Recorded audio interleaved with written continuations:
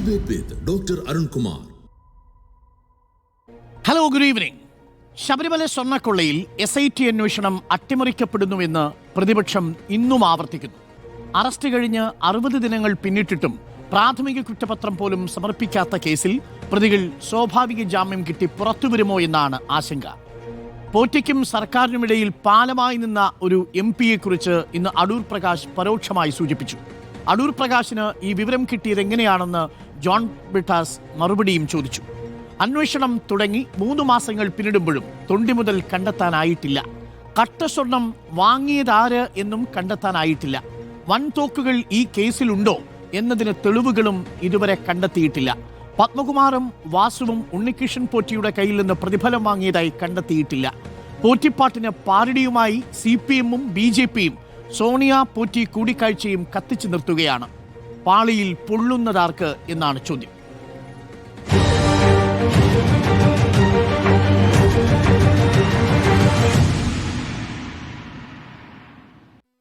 അതിഥികളായി നമുക്കൊപ്പം കോൺഗ്രസ് പ്രതിനിധി രാജു P. നായർ, ശില്പി മഹേഷ് പണിക്കർ, നിരീക്ഷകനായ TK രാജഗോപാൽ എന്നിവർ ചേരുന്നു. അല്പസമയത്തിനുള്ളിൽ ജെയ്സി തോമസ് CPM പ്രതിനിധിയും നമുക്കൊപ്പം ചർച്ചയിൽ ചേരും.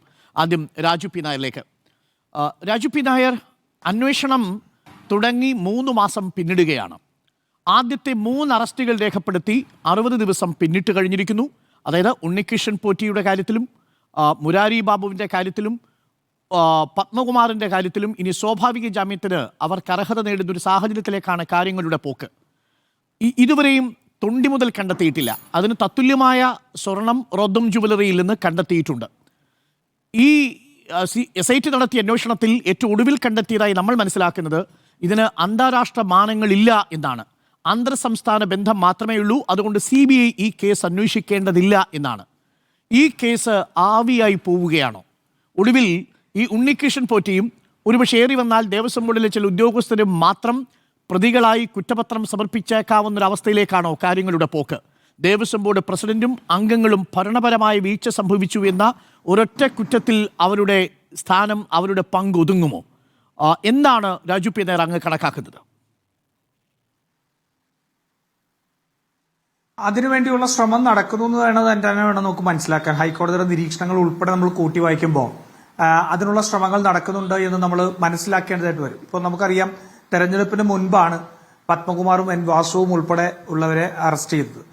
അന്ന് പത്മകുമാർ അറസ്റ്റ് ചെയ്യപ്പെട്ടതിനു ശേഷം നൽകിയ മൊഴിയിൽ നിങ്ങളെല്ലാം റിപ്പോർട്ട് ചെയ്ത പോലെ തന്നെ കടകംപള്ളി സുരേന്ദ്രനാണ് പത്മകുമാറിന് ഈ ഉണ്ണികൃഷ്ണൻ പോറ്റിയെ പരിചയപ്പെടുത്തി കൊടുത്തത് എന്നുള്ള മൊഴി ഉൾപ്പെടെ ഉണ്ട്.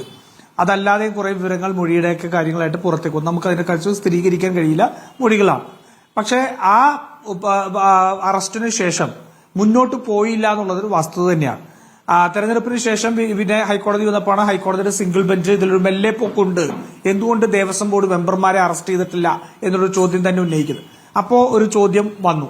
അതിനുശേഷം കടകംപള്ളി സുരേന്ദ്രനെയും ശ്രീ PS പ്രശാന്തിനെയും ചോദ്യം ചെയ്യുണ്ടായി. പക്ഷെ ആ ചോദ്യം ചെയ്തത് കേരളത്തിലെ ഒരു മാധ്യമങ്ങളും അറിഞ്ഞില്ല.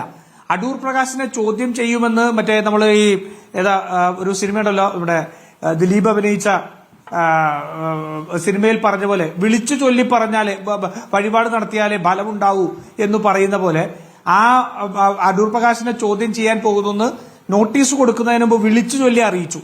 പക്ഷേ മൊഴിയെടുത്ത കടകംപള്ളി സുരേന്ദ്രനെ അറിയിക്കാതെ ഇരിക്കുക കൂടി ഉണ്ടായി. അപ്പൊ അതിനകത്ത് വലിയൊരു ഗൂഢാലോചന അതിനകത്തുണ്ട് എന്ന് സംശയിച്ചാൽ തെറ്റു പറയാൻ കഴിയില്ല. എന്ന് മാത്രമല്ല, നമ്മൾ ഹൈക്കോടതിയുടെ വിധികളെടുത്ത് പഠിച്ചാൽ, ഇപ്പോൾ അരുൺ ഇവിടെ സൂചിപ്പിച്ചു, ഈ അന്താരാഷ്ട്ര മാനങ്ങളില്ല എന്ന് മനസ്സിലാക്കുന്നു. പക്ഷേ ഹൈക്കോടതിയുടെ വിധി അതല്ല. ഹൈക്കോടതി വിധിയിൽ പറഞ്ഞിരുന്നത് ഈ എനിക്ക് സെപ്റ്റംബർ 5 ഒക്ടോബർ 5 എനിക്ക് സംശയമുണ്ട്. ആ വിധിയിൽ പറഞ്ഞിരുന്നത് സുഭാഷ് കപൂറിന്റെ മാതൃകയിൽ അന്താരാഷ്ട്ര വിഗ്രഹമോഷണ സംഘവുമായിട്ട് നടത്തുന്ന കൊള്ളകൾക്ക് സമാനമാണ് ഈ കൊള്ള എന്ന് പറഞ്ഞിരിക്കുന്നു.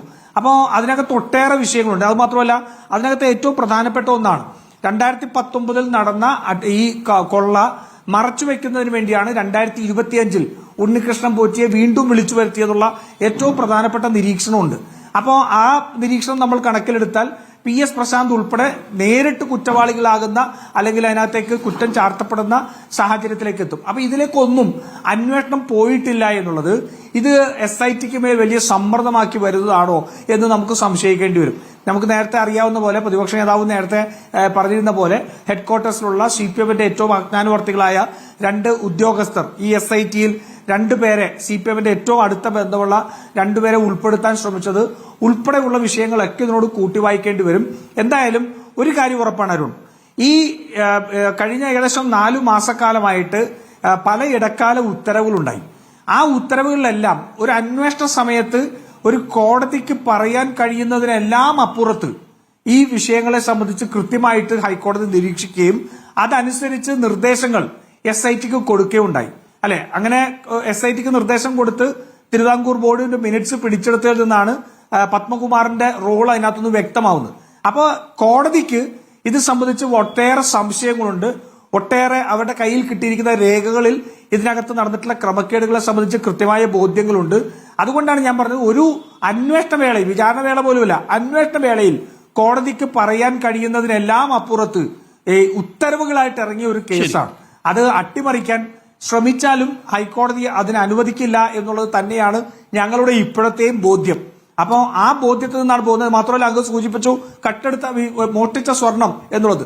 ആ സ്വർണം ഇത് തന്നെയാണോ എന്നുള്ള ഇപ്പൊ നാളത്തെയാണെന്ന് ഞാൻ മനസ്സിലാക്കുന്നു. വാർത്തകളിൽ നിന്ന് റിപ്പോർട്ട് വരണം, എന്നാൽ മാത്രമേ മനസ്സിലാവുള്ളൂ. എന്തായാലും അതിന് ഞാനൊരു കാര്യം പറയാം. ഈ ഉരുക്കിയെടുത്ത സ്വർണം വിൽപ്പനയായിരുന്നില്ല ഇതിന്റെ ഉദ്ദേശം എന്നുള്ള കാര്യത്തിൽ യാതൊരു തർക്കവുമില്ല. അത്തരത്തിലുള്ള 4-5 കിലോ, ഇനി പോട്ടെ 10 കിലോ സ്വർണം എടുത്താൽ പോലും ചില്ലറ വരുന്ന കോടികൾക്ക് വേണ്ടിയിട്ട് നടത്തിയിട്ടുള്ള ഒരു ഗൂഢാലോചനയോ ഒന്നും അല്ല എന്നുള്ളത് വളരെ വ്യക്തമാണ്. നമുക്കറിയാം 2019 ഈ ഉത്തരവിലൂടെ ഈ ഉണ്ണികൃഷ്ണൻ പോറ്റിക്ക് സ്പോൺസർഷിപ്പ് പദവി നൽകിക്കൊണ്ട് ഈ ഉത്തരവിലൂടെ കൊടുത്ത ക്രമക്കേട് അല്ലെങ്കിൽ ശ്രീ പത്മകുമാർ തിരുത്തി എഴുതിയ മിനിറ്റ്സ്, ആ മിനിറ്റ്സിലൂടെ നടത്തിയ അട്ടിമറിക്ക് ശേഷം 39 ദിവസത്തെ കാലം കൊണ്ട് ഏതെങ്കിലും വഴിയരികിൽ നിന്ന് അയ്യപ്പന്റെ സ്വർണ്ണപ്പാളിയും അതുപോലെ തന്നെ നമ്മുടെ ദ്വാരപാലക ശില്പവും ഉണ്ട്, ആർക്കെങ്കിലും വേണോന്ന് വിളിച്ചു ചോദിച്ച് കച്ചവടം നടത്തിയതല്ല എന്നുള്ളത് നമുക്ക് എല്ലാവർക്കും സാമാന്യ ബുദ്ധി കൊണ്ട് തിരിച്ചറിയാൻ കഴിയും. അതിനെല്ലാം മുമ്പ് ഇതിനുള്ള കോടതി തന്നെ സൂചിപ്പിച്ച വിൽഫുൾ ബയറിനെ കണ്ട് ഡീൽ ഉറപ്പിച്ച് അതിവിടുന്ന് കടത്തുന്നതിനുള്ള മാർഗങ്ങൾ തേടി അതിന്റെ ലോജിസ്റ്റിക്സ് പ്രശ്നങ്ങൾ എല്ലാം കണ്ടെത്തിയതിനു ശേഷം ഇത് കടത്തിക്കൊണ്ടുപോകാൻ വേണ്ടി നടത്തിയ ഗൂഢാലോചനയുടെ ഭാഗമാണ് ഹൈക്കോടതി തന്നെ ഗൂഢാലോചന തുടങ്ങിയെന്ന് പറയുന്ന 2019 ഉത്തരവ്. അപ്പൊ അതുകൊണ്ട് നമ്മളുടെ എല്ലാം മുന്നിൽ നിൽക്കുന്ന വിവരങ്ങൾ ഇതിനകത്ത് വളരെ കൃത്യമായിട്ട് സ്വർണ്ണക്കൊള്ള എന്നിനി പറയരുത്, ക്ഷേത്രക്കൊള്ള നടന്നിരിക്കുന്നു എന്നുള്ള കാര്യത്തിൽ യാതൊരു തർക്കവുമില്ല. ക്ഷേത്രക്കൊള്ളയുടെ കൃത്യമായ വിശദാംശങ്ങൾ യഥാർത്ഥത്തിൽ നടന്നിരിക്കുന്നത്. കാരണം ഈ ക്ഷേത്രക്കൊള്ളയാണ്, സ്വർണ്ണക്കൊള്ളയല്ല, ക്ഷേത്രക്കൊള്ളയാണ്. ക്ഷേത്ര വിശ്വാസക്കൊള്ള എന്ന് തന്നെ പറയണം രാജു പി നായർ. കാരണം ഇത് സ്വർണ്ണക്കൊള്ള മാത്രമല്ല, ആ സ്വർണത്തിന്റെ വിപണി മൂല്യമല്ല, ആ സ്വർണം ചാർത്തിയിരിക്കുന്ന ദ്വാരപാലക ശില്പത്തിലെ ആണെങ്കിലും കട്ടളപ്പാളിയുടേതാണെങ്കിലും അതിലുള്ള വ്യാളിയുടെയും ശിവന്റെയും ഒക്കെ രൂപങ്ങളാണെങ്കിലും ഇതൊക്കെ വലിയ വിശ്വാസമൂല്യങ്ങളുള്ളതാണ്. അതാണ് അതിന്റെ പകർപ്പുകളെടുത്ത് അതേ മാതൃകയിൽ തന്നെ മറ്റ് വാതിലുകൾ ഉണ്ടാക്കി മറ്റുള്ളവർക്ക് കൊടുത്തു എന്നുള്ളതാണ് ആക്ഷേപം. എനിക്ക് അങ്ങനെയുള്ളൊരു ചോദ്യമുള്ളത്, ഇന്നിപ്പോ ഈ ശിവൻകുട്ടി അടക്കം ചോദിച്ചിരിക്കുന്ന ഒരു ചോദ്യം, ഈ നമ്മൾ നേരത്തെ അടൂർ പ്രകാശിനോടും ഈ ചോദ്യങ്ങൾ ചോദിച്ചു, പക്ഷേ അതിനൊരു കൃത്യമായ ഉത്തരം ഇനിയും കിട്ടിയിട്ടില്ല എന്നുള്ളതാണ്. ഇന്ന് ജോൺ ബ്രിട്ടാസ് ഇതേ ചോദ്യം ചോദിക്കുന്നത് കണ്ടു. അതിനെന്താണ് കോൺഗ്രസിന്റെ മറുപടി? അത് സോണിയാഗാന്ധിയുമായുള്ള കൂടിക്കാഴ്ചയുമായി ബന്ധപ്പെട്ട വിഷയമാണ്. ഈ വിഷയത്തിൽ അടൂർ പ്രകാശിന് തന്റെ മണ്ഡലത്തിലെ ഒരു വോട്ടർ എന്ന നിലയിൽ മാത്രമാണ് ഉണ്ണികൃഷ്ണൻ പോറ്റി അറിയാവുന്നത് എന്ന് പറയുന്നു. 2025 ഇയാളൊരു കള്ളനാണ് എന്നുള്ള വിവരം അറിയുന്നത്, അതിനു മുമ്പ് അറിയില്ല എന്ന് പറഞ്ഞു. ഇതേ അടൂർ പ്രകാശ് ഈ ഉണ്ണികൃഷ്ണൻ പോറ്റിയുമായി 2024 ജനുവരി 27 അടൂർ പ്രകാശിന്റെ ഫേസ്ബുക്ക് പോസ്റ്റിൽ ഇട്ടിരിക്കുന്ന ചിത്രത്തിൽ തന്നെ പറയുന്നുണ്ട്, അദ്ദേഹം ഉണ്ണികൃഷ്ണൻ പോറ്റി നിർമ്മിച്ചു നൽകിയ ഒരു വീടിന്റെ താക്കോൽദാനം നിർവഹിക്കാൻ വേണ്ടിയിട്ട് പോകുന്നു. ആ സമയത്ത് അടൂർ പ്രകാശും ഉണ്ണികൃഷ്ണൻ പോറ്റിയും ഒരുമിച്ച് കാണാം. അതായത് 2024 ജനുവരി മാസത്തിലാണ്. 2019 സോണിയാഗാന്ധിയെ കാണാൻ വേണ്ടി പോകുമ്പോൾ, പ്രസാദം കൊടുക്കാൻ പോകുമ്പോൾ അദ്ദേഹം വിളിച്ചതറിയിച്ചിട്ടാണ് താൻ പോകുന്നത് എന്ന് പറയുന്നു. അപ്പോൾ അടൂർ പ്രകാശിന് ഉണ്ണികൃഷ്ണൻ പോറ്റിയെ നേരത്തെ അറിയാമായിരുന്നു എന്നുള്ളത് വ്യക്തമാണ്. പക്ഷേ അത് അയ്യപ്പ ഭക്തൻ എന്ന നിലയിൽ മാത്രമാണ് അറിയാവുന്നതെന്ന് പറയുന്നു. പക്ഷേ അപ്പോഴും ജോൺ ബ്രിട്ടാസ് അടക്കമുള്ളവർ ചോദിക്കുന്ന ചോദ്യം, ശിവൻകുട്ടി അടക്കമുള്ളവർ ചോദിക്കുന്ന ചോദ്യം, സോണിയാഗാന്ധിയെ പോലെ വളരെ സെക്യൂരിറ്റിയുള്ള ഒരാളുടെ അടുത്തേക്ക് ഉണ്ണികൃഷ്ണൻ പോറ്റിയെ കൊണ്ടെത്തിച്ചതിൻ്റെ ഉത്തരവാദിത്വത്തിൽ നിന്ന് അടൂർ പ്രകാശിന് ഒഴിഞ്ഞു മാറാൻ കഴിയുമോ? അദ്ദേഹം പറയുന്നു, ഞാനല്ല ഉണ്ണികൃഷ്ണൻ പോറ്റി അവിടെ എത്തിച്ചത്. അങ്ങനെയാണെങ്കിൽ അത് ആരാണ്? പാർട്ടി ഏതെങ്കിലും തരത്തിലൊരു അന്വേഷണം നടത്തിയിട്ടുണ്ടോ? എങ്ങനെയാണ് ഉണ്ണികൃഷ്ണൻ പോറ്റിക്കും ഒപ്പം ഭണ്ഡാരിക്കും, ഞാൻ മനസ്സിലാക്കുന്നത് ഗോവർദ്ധൻ ഈ സോണിയാഗാന്ധിയെ കാണാൻ പോയ ആ കൂട്ടത്തിൽ ഉണ്ടായിരുന്നുവെന്നാണ്. പ്രസാദം കൊടുക്കാൻ പോകുന്നുണ്ടെങ്കിൽ ഗോവർദ്ധൻ എന്തുകൊണ്ടാണ് അവിടെ എത്തിയതെന്നൊരു ചോദ്യവും പ്രസക്തമല്ലേ? അരുൺകുമാർ, ഞാനൊരു കാര്യം ചോദിക്കാം. നമ്മൾ ഇത്രയും നാളുകളായിട്ട് ഇത് ചർച്ച ചെയ്യുന്നുണ്ട്. ഈ ചർച്ച നമ്മൾ തുടങ്ങിയത് മുഴുവൻ, അല്ലെങ്കിൽ ഈ ക്ഷേത്രക്കൊള്ളയെ കുറിച്ച് നമ്മൾ സംസാരിച്ച മുതൽ ഏതെങ്കിലും ഫോട്ടോയെ ആധാരപ്പെടുത്തിയായിരുന്നോ? ഇപ്പൊ മുഖ്യമന്ത്രി പിണറായി വിജയനും അതുപോലെ തന്നെ കടകംപള്ളി സുരേന്ദ്രനും ഒക്കെ ഉണ്ണികൃഷ്ണൻ പോറ്റിയോടൊപ്പം നിൽക്കുന്ന ഫോട്ടോകളൊക്കെ ഉണ്ടായിരുന്നല്ലോ. നമ്മൾ ആരും ആ ഫോട്ടോയുടെ പേരിലല്ല ആരോപണം ഉന്നയിച്ചത്. പക്ഷെ നമ്മളുടെ മുമ്പിൽ സംസാരിക്കുന്ന തെളിവുകളായിട്ട് നിൽക്കുന്ന വിഷയങ്ങളും ഹൈക്കോടതിയുടെ ഉത്തരവുകളും വെച്ചാണ് നമ്മൾ ചെയ്തത്. പിണറായി വിജയന് ഇതിനകത്ത് ഇൻവോൾവ്മെന്റ് ഉണ്ട് എന്ന് പറയാൻ പിണറായി വിജയനും ഉണ്ണികൃഷ്ണൻ പോറ്റിയും കൂടി നിൽക്കുന്ന ഫോട്ടോ വെച്ചിട്ടല്ല, കടകംപള്ളി സുരേന്ദ്രനും ഉണ്ണികൃഷ്ണൻ പോറ്റിക്കും തമ്മിലുള്ള ഫോട്ടോ വെച്ചിട്ടല്ല അദ്ദേഹത്തിന് ഇൻവോൾവ്മെന്റ് ഉണ്ടെന്ന് പറയുന്നത്. പകരം പത്മകുമാർ തന്നെ എനിക്ക് പരിചയപ്പെടുത്തിയത് അദ്ദേഹമാണ് എന്നുള്ള മൊഴിയുടെ അടിസ്ഥാനത്തിലാണ്, ഹൈക്കോടതിയുടെ ഉത്തരവുകളുടെ അടിസ്ഥാനത്തിലാണ് ഈ ക്ഷേത്രക്കൊള്ളയെ സംബന്ധിച്ച് നമ്മൾ പറയുന്നത് മുഴുവൻ. കഴിഞ്ഞ 4 മാസക്കാലമായിട്ട് ഉണ്ണികൃഷ്ണൻ പോറ്റിയെ നിരന്തരമായിട്ട് കസ്റ്റഡിയിൽ മേടിച്ച് പോലീസ് ചോദ്യം ചെയ്ത് ശാസ്ത്രീയമായ രേഖകൾ ഉൾപ്പെടെ കളക്ട് ചെയ്യുമ്പോഴും ഒരിടത്തും അടൂർ പ്രകാശിന്റെയും ആന്റോ ആന്റണിയുടെ പേരല്ലല്ലോ വന്നത്. 4 മാസക്കാലമായിട്ട് പിണറായി വിജയന്റെ പോലീസ് അവരുടെ നിയന്ത്രണത്തിലാണെന്ന് ഞാൻ പറയുന്നില്ല. എന്റെ വാദം അത് പിണറായി വിജയന് റോളില്ലാന്ന് തന്നെയാണ്. പക്ഷെ ആ പോലീസ് അന്വേഷണം നടത്തിയിട്ടും ഒരു അടൂർ പ്രകാശിന്റെയും ഒരു ആന്റോ ആന്റണിയുടെയും ഒരു സോണിയാഗാന്ധിയുടെയും പേര് പുറത്തു വന്നിട്ടില്ല. പകരം 8ഓളം CPM നേതാക്കന്മാരാണ് ജയിലിൽ കിടക്കുന്നത്. 8ഓളം പേര് ഇല്ലേ? അപ്പോ നമ്മൾ ഏതെങ്കിലും ഫോട്ടോയുടെ പേരിൽ ഇന്ന് CPM വാദം മാറ്റാൻ ശ്രമിക്കുന്നത് ബന്ധമുണ്ട് എന്നൊരു വാദം എനിക്കില്ല. പക്ഷേ രാജു പിന്നാർ, എനിക്കൊരു സംശയമുള്ളത്, ഈ പോറ്റിയെ വന്നതിന് ശേഷമാണ് യഥാർത്ഥത്തിൽ ഈ ചിത്രങ്ങൾ പ്രചരിപ്പിച്ചുകൊണ്ട് CPM ഗ്രൂപ്പുകൾ വലിയ രീതിയിൽ ആക്രമണം നടത്തുന്നത്. അതിൽ അവർ ചോദിക്കുന്ന ഒരു ചോദ്യം ന്യായമാണ്. പോറ്റിയെ 2016 മുമ്പ് സന്നിധാനത്ത് കയറ്റിയിട്ടില്ലേ? പ്രധാനപ്പെട്ട ചടങ്ങുകളിൽ പോറ്റി നിൽക്കുന്നതായി നമ്മുടെ മുന്നിൽ വരുന്ന ആദ്യത്തെ ചിത്രം ഈ പ്രയാർ ഗോപാലകൃഷ്ണനും ഉണ്ണികൃഷ്ണൻ പോറ്റിയും ഈ നാമജപ ഘോഷയാത്രാ സമയത്തും ഒക്കെ നിൽക്കുന്ന ചിത്രങ്ങളുണ്ട്. അതിൻ്റെ തൊട്ടുമുന്നിൽ 2014 പോലും ഉണ്ണികൃഷ്ണൻ പോറ്റി അവിടെ നിൽക്കുന്ന ചിത്രങ്ങളുണ്ട്, സന്നിധാനത്ത് നിൽക്കുന്ന ചിത്രങ്ങളുണ്ട് എന്നാണ്. അപ്പോൾ പോറ്റിയെ കയറ്റിയത് ആര് എന്ന ചോദ്യത്തിന് ഭാഗികമായെങ്കിലും കോൺഗ്രസ് കൂടി ഉത്തരവാദിത്വമുണ്ട് മറുപടി പറയാൻ എന്നുള്ളതാണ്. അരുൺ, നമ്മൾക്ക് ഇതിനകത്ത് ഇത്തരത്തിലുള്ള പോറ്റിയെ കയറ്റിയെന്ന ഒറ്റ വാക്കിലേക്ക് മാത്രമായിട്ട് ഒതുക്കാതെ ഈ പോറ്റിക്ക് ഈ സ്വർണ്ണ ശില്പങ്ങൾ ഉൾപ്പെടെ ഇത് കൊണ്ടുപോകാൻ അവസരമുണ്ടാക്കി കൊടുത്തത് എന്താണെന്നുള്ളതാണ് നമ്മൾ ചർച്ച ചെയ്യേണ്ടത്. അത് കോടതി തന്നെ പറഞ്ഞിരിക്കുന്നത് ഉത്തരവിൽ ഉണ്ണികൃഷ്ണൻ പോറ്റിയെ സ്പോൺസറായിട്ട് ഉണ്ണികൃഷ്ണൻ പോറ്റിയുടെ പേര് വെച്ച് ദേവസ്വം ബോർഡ് ഇറക്കിയ ഉത്തരവാണ്. ഈ ചിലർക്ക് ഞാൻ ക്യാൻസർ രോഗിയാണ്, എന്നെ സഹായിക്കണം എന്ന് പറഞ്ഞു ഡോക്ടർമാരുടെ സർട്ടിഫിക്കറ്റ് കൊണ്ടേ കൊടുക്കുമല്ലോ എന്ന് പറഞ്ഞ രീതിയിൽ അയ്യപ്പന്റെ മുതൽ ഈ നാട്ടിൽ കൊണ്ട് കോടീശ്വരന്മാരുടെ മുമ്പിൽ വിൽപ്പന ചരക്കാക്കാൻ അദ്ദേഹത്തിന് രേഖാമൂലമുള്ള ഒരു ആധികാരികത നൽകിയത് ദേവസ്വം ബോർഡിന്റെ ഉത്തരവല്ലേ? അങ്ങനെയാണെങ്കിൽ ഉണ്ണികൃഷ്ണൻ പോറ്റിയെ കയറ്റിയെന്നുള്ള പാട്ടിന്റെ ഏറ്റവും വലിയ അർത്ഥം ആ ഉത്തരവിൽ ഉണ്ണികൃഷ്ണൻ പോറ്റിയെ കയറ്റിയതാണ്. അതിനു മുമ്പ് ഉള്ള ഫോട്ടോ വെച്ചിട്ട് നിങ്ങളിത് പറയാൻ തുടങ്ങിയാൽ നമുക്ക് പല ഫോട്ടോ ചർച്ച ചെയ്യേണ്ടി വരും. ഞാൻ മറുവാദം കൂടി ചോദിക്കട്ടെ. എന്തായാലും 2019 മുൻപ് അല്ലെങ്കിൽ ഉണ്ണികൃഷ്ണൻ പോറ്റിക്കെതിരെ ഇത്തരത്തിലൊരു ആരോപണം വരുന്നതിന് മുമ്പുള്ള ഫോട്ടോയാണ് സോണിയാഗാന്ധിയുമായിട്ടുള്ള ഫോട്ടോ എന്ന് നമുക്ക് പറയാലോ, അതിനകത്ത് തർക്കമില്ലല്ലോ.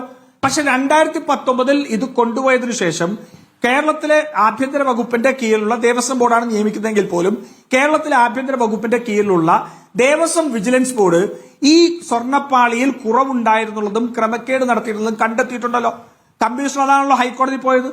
അപ്പോൾ 2002 ഈ ക്രമക്കേടിൽ ഉണ്ണികൃഷ്ണൻ പോറ്റി കൊണ്ടുപോയതിൽ ക്രമക്കേട് ഉണ്ടായിരുന്നു ദേവസ്വം ബോർഡ് കണ്ടെത്തിയതിനു ശേഷം 2025 കേരളത്തിന്റെ DGP റവദ ചന്ദ്രശേഖറും മുഖ്യമന്ത്രി പിണറായി വിജയനും പങ്കെടുക്കുന്ന പരിപാടിയിൽ ഈ ഇന്റലിജൻസിന്റെ ഇൻപുട്ടിനെയും സ്പെഷ്യൽ ബ്രാഞ്ചിന്റെ ഇൻപുട്ടിനെയും എല്ലാം മറികടന്ന്, അല്ലെങ്കിൽ ഉണ്ടായിട്ടില്ലെങ്കിൽ അത് പറയണം, മറികടന്ന് ഉണ്ണികൃഷ്ണൻ പോറ്റി ആ താക്കോൽദാന ചടങ്ങിൽ എങ്ങനെ പങ്കെടുത്തു?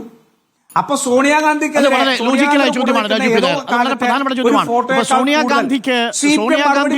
ഇന്റലിജൻസ് സംവിധാനത്തല്ല പിണറായി വിജയന്റെ കയ്യിലുള്ള ഇന്റലിജൻസ് സംവിധാനം ശരിയാണ്. ഞാൻ അങ്ങിലേക്ക് മടങ്ങി വരാം. എനിക്ക് ജയിക്കിന്റെ മറുപടി കൂടി വേണം ഈ കാര്യത്തിൽ.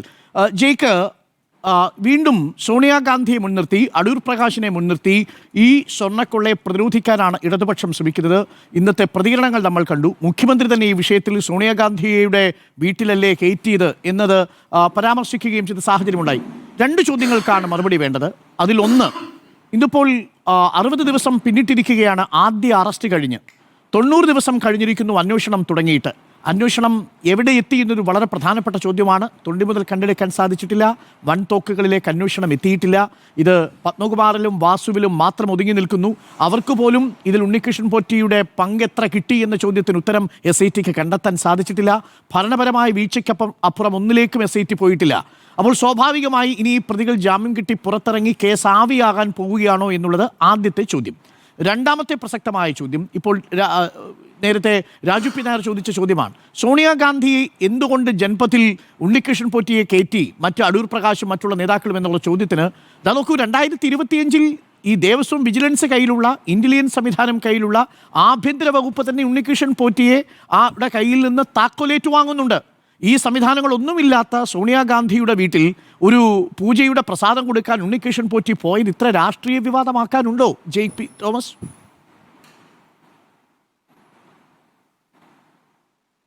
തീർച്ചയായിട്ടും. ഇപ്പോൾ അതിൽ പ്രസക്തമായ ഒരു വാചകം അങ്ങ് സൂചിപ്പിച്ചു.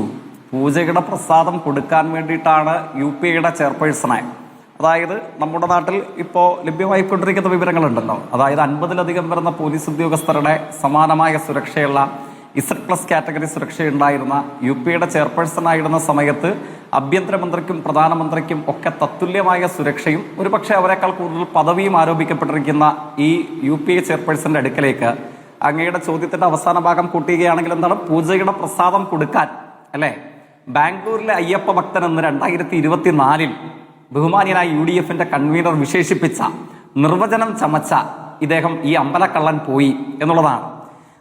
ഞാൻ മറ്റു വിശദാംശങ്ങളിലേക്കല്ല പോകേണ്ടത്. അങ്ങൊന്ന് ആലോചിച്ച് നോക്കൂ. ഇപ്പൊ കോൺഗ്രസ് ഇപ്പോഴാണെന്ന് തോന്നുന്നു എനിക്ക് ആധികാരികമായി പൂജയുടെ പ്രസാദം കൊടുക്കാനാണ് ബാംഗ്ലൂരിലെ പ്രസിദ്ധ അയ്യപ്പ ഭക്തൻ എന്ന് UDF കൺവീനർ വിശേഷിപ്പിച്ച് ഈ അമ്പലക്കള്ളം പോയി എന്ന് കോൺഗ്രസ് അംഗീകരിക്കുന്നത് ഇപ്പോഴാണെന്ന് തോന്നുന്നു.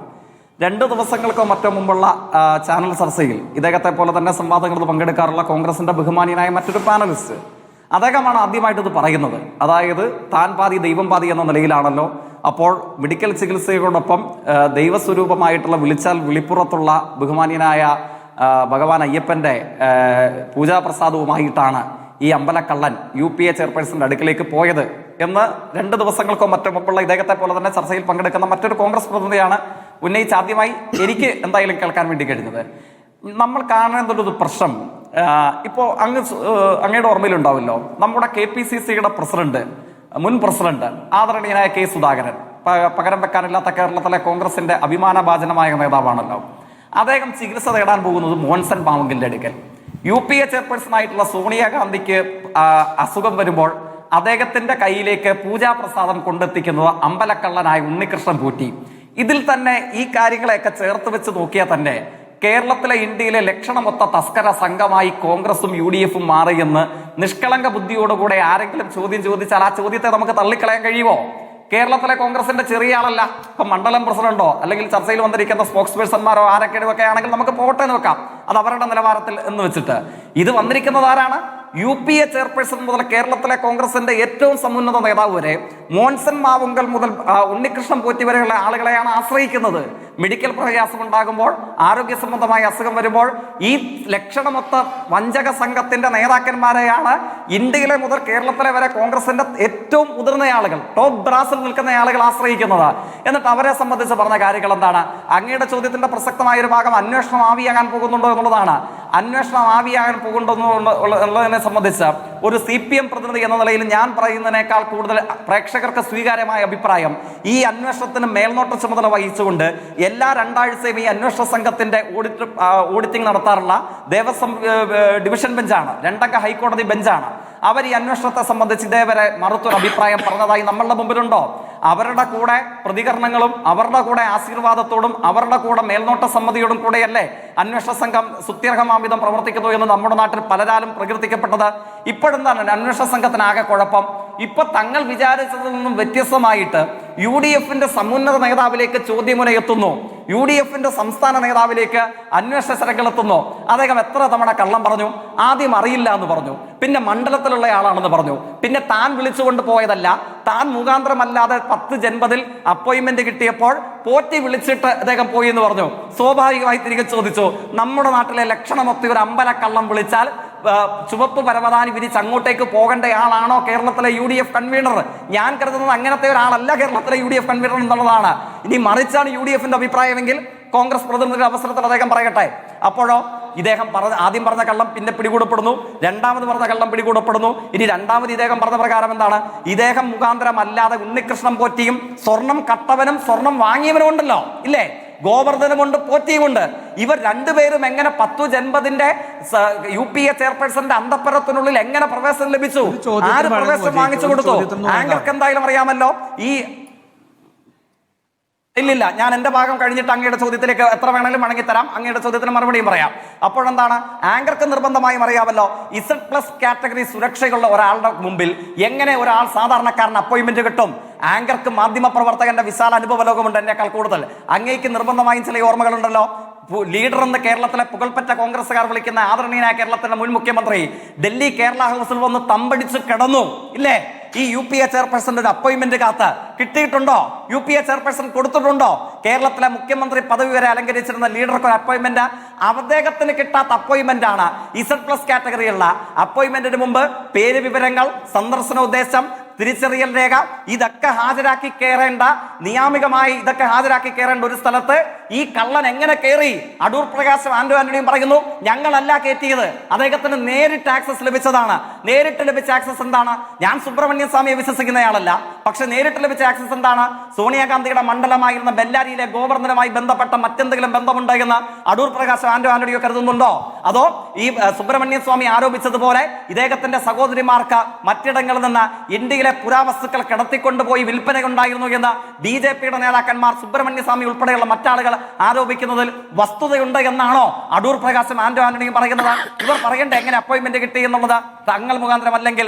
എന്നിട്ട് അറിയില്ല എന്ന് പറഞ്ഞ അടൂർ പ്രകാശിന്റെ പഴയ സാമൂഹ്യ മാധ്യമ അക്കൗണ്ടിലെ പ്രതികരണം ഇന്ന് നമ്മുടെ മുമ്പിൽ വന്നില്ലേ?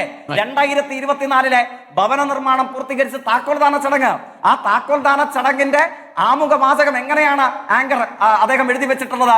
ബാംഗ്ലൂരിലെ അയ്യപ്പ ഭക്തരായിട്ടുള്ള ഉണ്ണികൃഷ്ണൻ പോറ്റി, ഇടതുപക്ഷമല്ല പറയുന്നത്, CPIM അല്ല പറയുന്നത്, ശബരിമല ഇരിക്കുന്ന ദേവസ്ഥാനത്തെ പാർലമെന്റ് മെമ്പറായിരുന്ന UDFന്റെ കൺവീനറായിരുന്ന തനിക്ക് അറിയില്ല എന്ന് ഇന്നലെ വരെ പറഞ്ഞുകൊണ്ടിരുന്ന അതേ അടൂർ പ്രകാശിന്റെ സാമൂഹ്യ മാധ്യമ അക്കൗണ്ട് 2024 പറയുന്നു ബാംഗ്ലൂരിലെ ലക്ഷണമൊത്ത അയ്യപ്പ ഭക്തരായ ഉണ്ണികൃഷ്ണൻ പോറ്റി, ഇല്ലേ?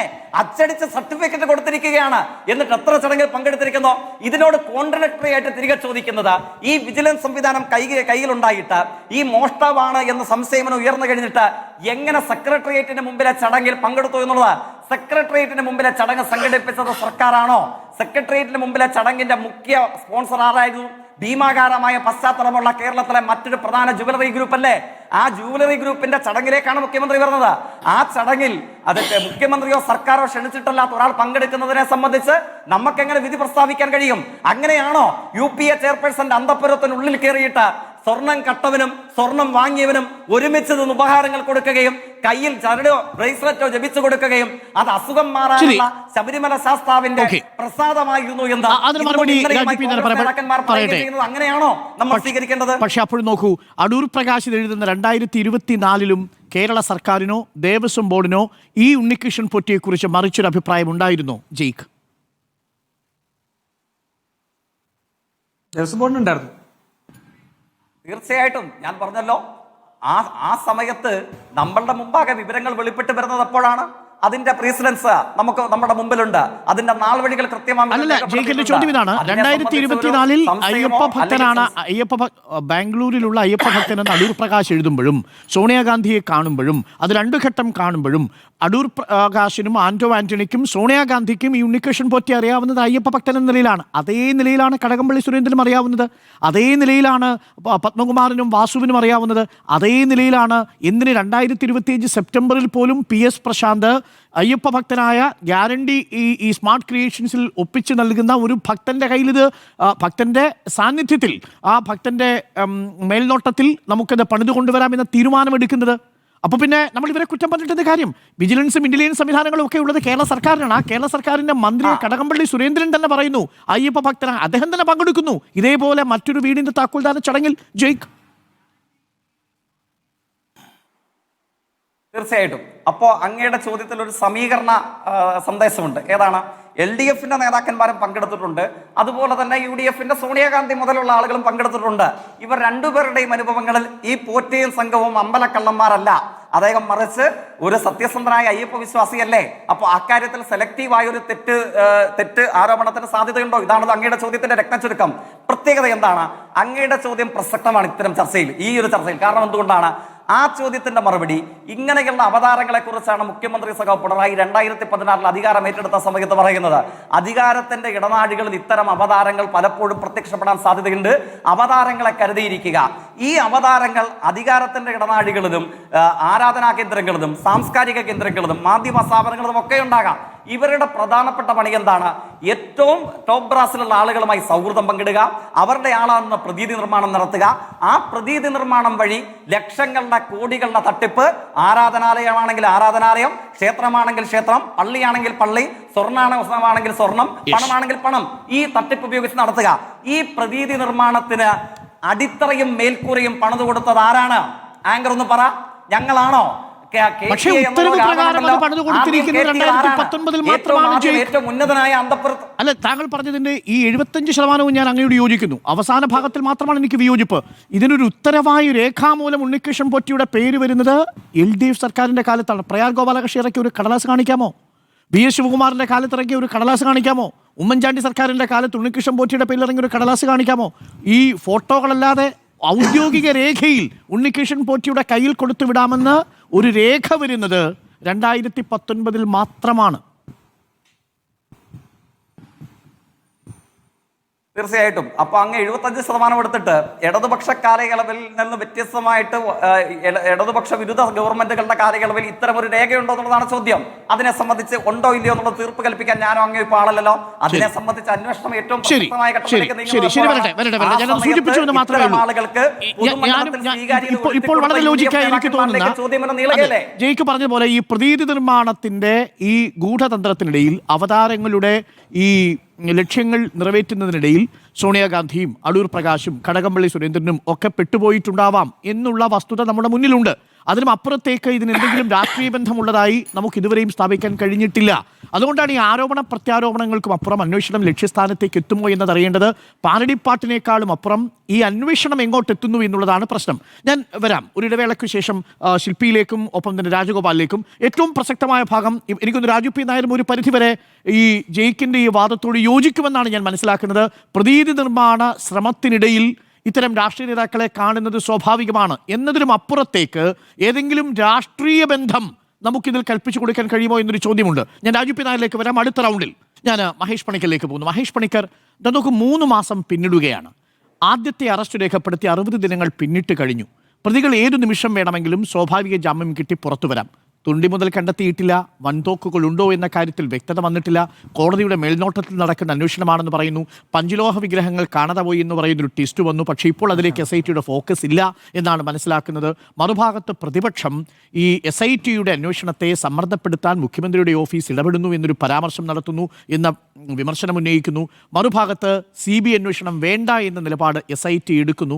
ഈ അന്വേഷണത്തിൻ്റെ പോക്ക് എങ്ങോട്ടാണ് എന്നാണ് മഹേഷ് പണിക്കർ അങ്ങ് കരുതുന്നത്? അതൊന്ന്. രണ്ടാമത്തത്, ജൻപഥിൽ ഇത്രയും ഇൻസെക്യൂരിറ്റിയുള്ള ഒരു സംവിധാനത്തിൽ കയറി ഈ സോണിയാഗാന്ധിയുടെ കയ്യിൽ ചരട് കെട്ടാൻ മാത്രം എങ്ങനെയാണ് ഉണ്ണികൃഷ്ണൻ പോറ്റിയെ പോലെയുള്ള ഒരാൾക്ക് സ്വാധീനം കിട്ടുന്നത് എന്നാണ് താങ്കൾ കരുതുന്നത്? അതിന് പ്രത്യേക വിശദീകരണമായിട്ടൊന്ന് വന്നത് പൂജയ്ക്കുള്ള പ്രസാദം കൊടുക്കാൻ പോയി എന്നുള്ളതാണ്. അതിനെ ഒരു വലിയ തെറ്റായിട്ട് കാണേണ്ടതുണ്ടോ? ഒരു വലിയ സംശയത്തിൻ്റെ നിഴലിൽ നിർത്തേണ്ടതുണ്ടോ മഹേഷ് പണിക്കർ? അതിലേക്ക് ആദ്യം വരാം. അതായത് ഈ പറഞ്ഞ ഉണ്ണികൃഷ്ണൻ പോറ്റി ഒരു മഹാതാന്ത്രികനായിട്ട്, തന്ത്രിമാരുടെയൊക്കെ മുകളിലുള്ള മഹാതാന്ത്രികനായിട്ട് കാലാകാലം അയാൾ വന്നപ്പോൾ മുതൽ അയാളുടെ യഥാർത്ഥ ജോലി തൂപ്പുകാരനാണ്. കീഴ്ക്കഴകമാണ്. ക്ഷേത്രത്തിന്റെ പരിസരങ്ങളൊക്കെ വൃത്തിയാക്കുക, സൂക്ഷിക്കുക, അങ്ങനത്തെ ഒരു തൂപ്പുകാരനാണ്.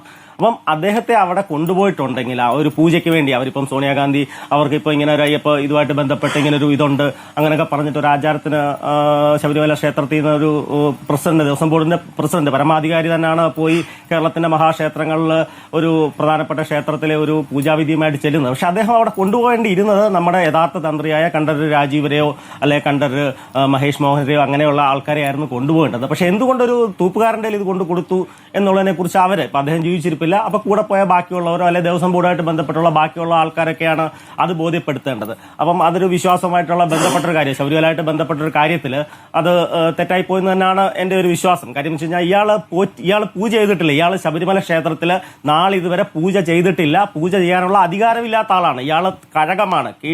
ശാന്തി, മേൽശാന്തി കഴിഞ്ഞിട്ട് കീഴ്ശാന്തിയുടെ അണ്ടറിലെ കഴകം, അത് കഴിഞ്ഞ് കീഴ്ക്കഴകം. അങ്ങനെയാണ് അതിന്റെ ആ ഒരു ക്രൈറ്റീരിയ വരുന്നത്. അപ്പൊ ആ തരത്തിലുള്ള ഏറ്റവും അടിച്ചുതളിക്കാർ ചൂല് വെച്ച് തൂക്കുന്ന അങ്ങനത്തെ ഒരാളെ, ഞാൻ ആ തൊഴിലിനെ ഇതാക്കി പറയല്ല, ആ ഒരു ഇതിനകത്തെ ആ തൊഴിലുള്ള ഒരാളെ കൊണ്ടിട്ട് നമ്മൾ അങ്ങനെ ഒരു ഇത് ചെയ്തത് തെറ്റായി പോയി തന്നെയാണ് എന്റെ ഒരു വിനീതമായ അഭിപ്രായം. കാര്യം ദേവസ്വം ബോർഡ് പ്രസിഡന്റാണ് അത് ചെയ്തത്. അദ്ദേഹം ഒരിക്കലും ചെയ്യാൻ പാടില്ല. അദ്ദേഹത്തിന്റെ കയ്യിൽ ഇനി ശബരിമല തന്ത്രിയല്ലേ മറ്റു തന്ത്രിമാരുണ്ടോ? മാത്രമല്ല ശബരിമല ഒരു വിശേഷം, തന്ത്രി 3-4 പേരുള്ളത് കൊണ്ട് ഒരാളിപ്പം ശബരിമല ഡ്യൂട്ടിയിലാണെങ്കിൽ മറ്റേ ആള് വീടുകളിൽ അവർ റെസ്റ്റ് എടുക്കണം, അവരെ കൊണ്ടുപോകാം, അല്ലെങ്കിൽ മേൽശാന്തിയെ കൊണ്ടുപോകാം, അല്ലെങ്കിൽ മാളിയപ്പുറത്തെ മേൽശാന്തിയെ കൊണ്ടുപോകാം. അങ്ങനത്തെ ആ പൂജകരായിട്ടുള്ള ഒരു ലിസ്റ്റ് തന്നെ ഉണ്ട്. അല്ലെങ്കിൽ മറ്റു ക്ഷേത്രങ്ങളിലൊക്കെ കൊണ്ടുപോകാം. പക്ഷെ അതല്ലാതെ ഇത് ചെയ്തതിനകത്ത് എന്തോ ദുരൂഹമുണ്ട്. നമ്മൾ മനസ്സിലാക്കേണ്ടത് ഈ പോറ്റി അവിടെ കയറിയപ്പോൾ മുതൽ ഇയാൾ ഒരു പാരലായിട്ടുള്ള ഒരു മഹാതാന്ത്രികനായിട്ട് അവിടെ വർക്ക് ചെയ്യുന്നുണ്ട്. അപ്പൊ ഇയാൾ എല്ലാവരെയും കലാകാലങ്ങളിൽ അവിടെയുള്ള ദേവസ്വം ബോർഡ് ഉദ്യോഗസ്ഥരെ, അതുപോലെ തന്നെ രാഷ്ട്രീയക്കാരെ, പലതരത്തിലുള്ള രാഷ്ട്രീയക്കാരെ, അല്ലെങ്കിൽ അഡ്മിനിസ്ട്രേറ്റീവ് ആൾക്കാർ വരുമ്പോൾ അവർ, നമ്മുടെ ജയകുമാർ സാർ പോലും 2009 അവിടെ അഡ്മിനിസ്ട്രേറ്റീവ് ആയിട്ട് വന്നിട്ടുണ്ട്. അപ്പം അവരെ, പിന്നെ 2015 അദ്ദേഹം ഉണ്ട്. അപ്പം അങ്ങനെയുള്ള ആൾക്കാരെയൊക്കെ ഉൾക്കൊണ്ട് ഇയാൾ ഒരു ടീമായിട്ട് ഫോം ചെയ്യുന്നുണ്ട്. അയാളുടെ പങ്കജ് ഭണ്ഡാരി, അയാളുടെ ഗോവർദ്ധന്, അങ്ങനെ ഒരു കൊള്ളയുടെ ഒരു ടീം. ഇവരുടെ സത്യം പറഞ്ഞാൽ ഇപ്പം ജയ്ക്കൊക്കെ പറഞ്ഞ പോലെ ഈ പറഞ്ഞ പ്രതീകാത്മകമായിട്ടുള്ള ഒരു പ്രതീക നിർമ്മിതി എന്നൊക്കെ പറഞ്ഞ പോലത്തെ ബ്രാൻഡിങ് വരെ ചെയ്തിട്ടുണ്ട് അവര് ഈ കൊള്ളയ്ക്ക്. അതായത് ഇയാളുടെ കൊള്ളയുടെ ബ്രാൻഡ് അംബാസഡർ എന്ന് പറയുന്നത് ജയറാമാണ്. ജയറാമിനെ വെച്ചിട്ടാണ് ഇയാൾ ആദ്യം മറ്റേ നമ്മുടെ ഈ വാതിലിന്റെ ഘോഷയാത്രയ്ക്കകത്ത് ജയറാമിനെ കൊണ്ടുവരുന്നു. ജയറാമിനെ വെച്ചിട്ടൊരു വീഡിയോ ഒക്കെ ചെയ്യുന്നു. ആ വീഡിയോ പബ്ലിഷ് ചെയ്യുന്നു. അതിനകത്ത് വലിയ വലിയ VIPs കൊണ്ടുവരുന്നു. അത് കഴിഞ്ഞാൽ കട്ടള ഇളക്കുന്നു. കട്ടള കൊണ്ട് ഇതുപോലെ തന്നെ അവരടുത്ത് കൊണ്ട് വെക്കുന്നു. ജയറാമിനെ അവിടെ കൊണ്ടുവരുന്നു. ജയറാമിനെ കൊണ്ട് ജയറാമിന്റെ വീട്ടിൽ കൊണ്ട് പൂജ ചെയ്യിപ്പിക്കുന്നു. അവിടെയും ഫോട്ടോ ഒക്കെ എടുക്കുന്നു, വീഡിയോ എടുക്കുന്നു, യൂട്യൂബിലും മറ്റേലൊക്കെ പബ്ലിഷ് ചെയ്യുന്നു. അയാളുടെ അണ്ടറിലുള്ള പൂജകരായിട്ടുള്ള ആൾക്കാരെ എല്ലാം അവിടെ കൊണ്ട് കാണിക്കുന്നു. ജയറാം വിശ്വാസം ശരിയായി.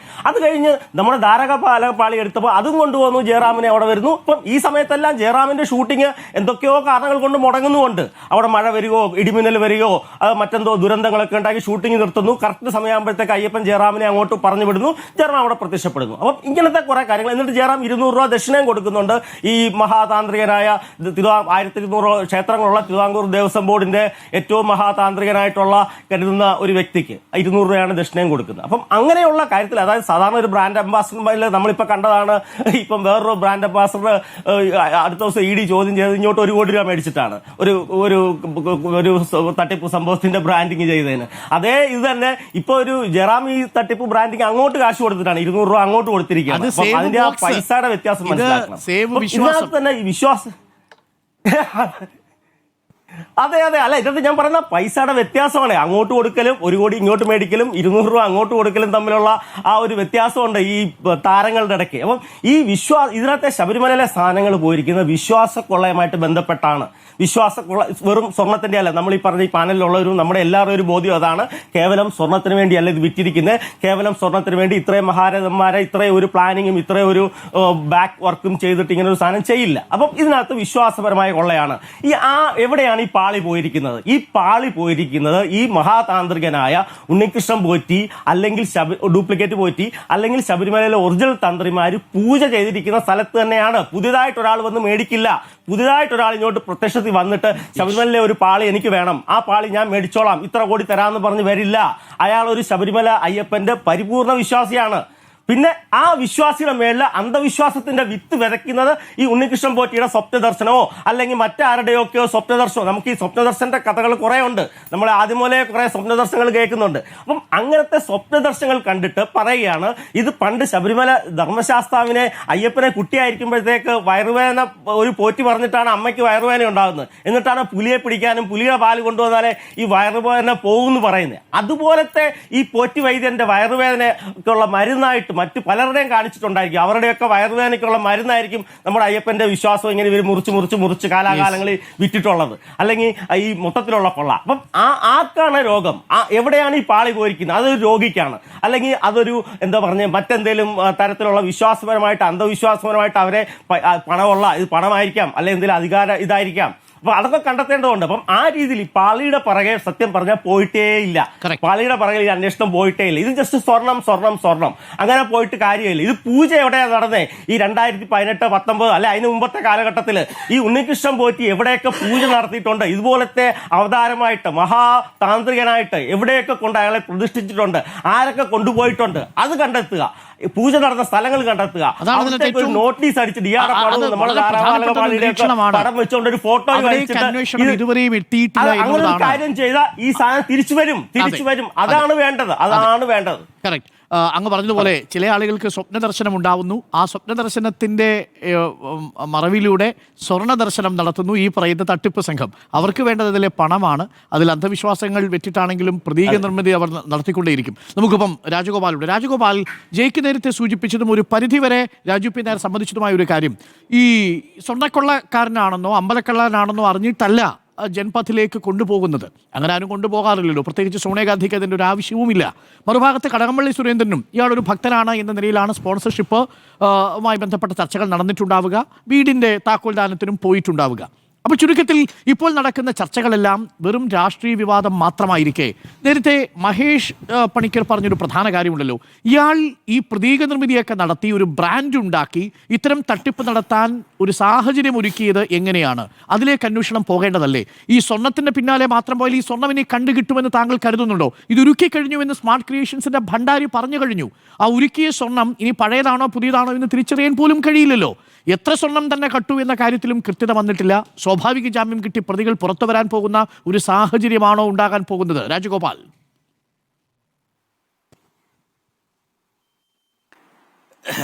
ഡോക്ടർ അരുൺ, ആദ്യം ജയിക്ക് കൃത്യമായിട്ട് കാര്യം സൂചിപ്പിക്കുന്നുണ്ടായിരുന്നു. ഈ അവതാരങ്ങളെയൊക്കെ ശ്രദ്ധിക്കണമെന്ന് മുഖ്യമന്ത്രി പറയുന്നുള്ളത് അത് വളരെ ശരിയാണ്. അത് ക്ഷേത്രങ്ങളിലാണെങ്കിലും ശരി, അധികാര കേന്ദ്രങ്ങളിലാണെങ്കിലും ശരി, ഇവിടെയൊക്കെ ഈ ഇത്തരത്തിലുള്ള തട്ടിപ്പിന് ഈ മോൻസൺ മാവുങ്കലിന്റെ കാര്യം സൂചിപ്പിച്ചുകൊണ്ടാണ് ജയിക്ക് സംസാരിച്ചത്. അത് KPCCയുടെ മുൻ അധ്യക്ഷനായിരുന്ന ശ്രീ MP.K. സുധാകരനെ അവിടെ മോൻസൺ മാവുങ്കലിന്റെ വീട്ടിൽ കയറിയത്. മോൻസൺ മാവുങ്കൽ ഒരു രാഷ്ട്രീയക്കാരനാണെന്ന് പറയാം. നമ്മൾ വേറെ ആരെയല്ല അവിടെ കണ്ടിരുന്നു. നമ്മുടെ സംസ്ഥാന പോലീസിലെ ഏറ്റവും മിടുക്കന്മാര് അല്ലെ, ഏറ്റവും ടോപ്പ് ലെവലിലുള്ള ഉദ്യോഗസ്ഥന്മാര്. മോൻസൺ എവിടുന്ന് ഒരു ഒലക്കയുണ്ടല്ലോ, നമ്മൾ നാടൻ ഭാഷ ഒലക്കാന്ന് പറയും, ഒലക്കയെടുത്ത് ആണ് ഒരു ഉദ്യോഗസ്ഥന്റെ കൈ കൊടുത്തേച്ച് പറയാണ് ഇത് മോശയുടെ വടിയാണ്. അദ്ദേഹം അത് പിടിച്ചുകൊണ്ട് നിൽക്കുകയാണ്. വേറൊരു കട്ടിൽ കാണിച്ചിട്ട് പറയാണ് ഇതിലെന്തോ എബ്രഹാം ലിങ്കണെ പ്രസവിച്ചപ്പോൾ അമ്മ കിടന്നാണെന്നോ എന്തൊക്കെയോ പറഞ്ഞിട്ട് ഇതിന്റെയൊക്കെ അടുത്താണ് നമ്മുടെ ഏറ്റവും പോലീസിലെ ഉന്നത ഉദ്യോഗസ്ഥന്മാർ നിന്നിരിക്കുന്നത്. അപ്പൊ ഈ പോറ്റിയെ പോലുള്ള കഥാപാത്രങ്ങൾ അല്ലെങ്കിൽ മോൻസനെ പോലുള്ള കഥാപാത്രങ്ങൾ സർവ്വസാധാരണമാണ്.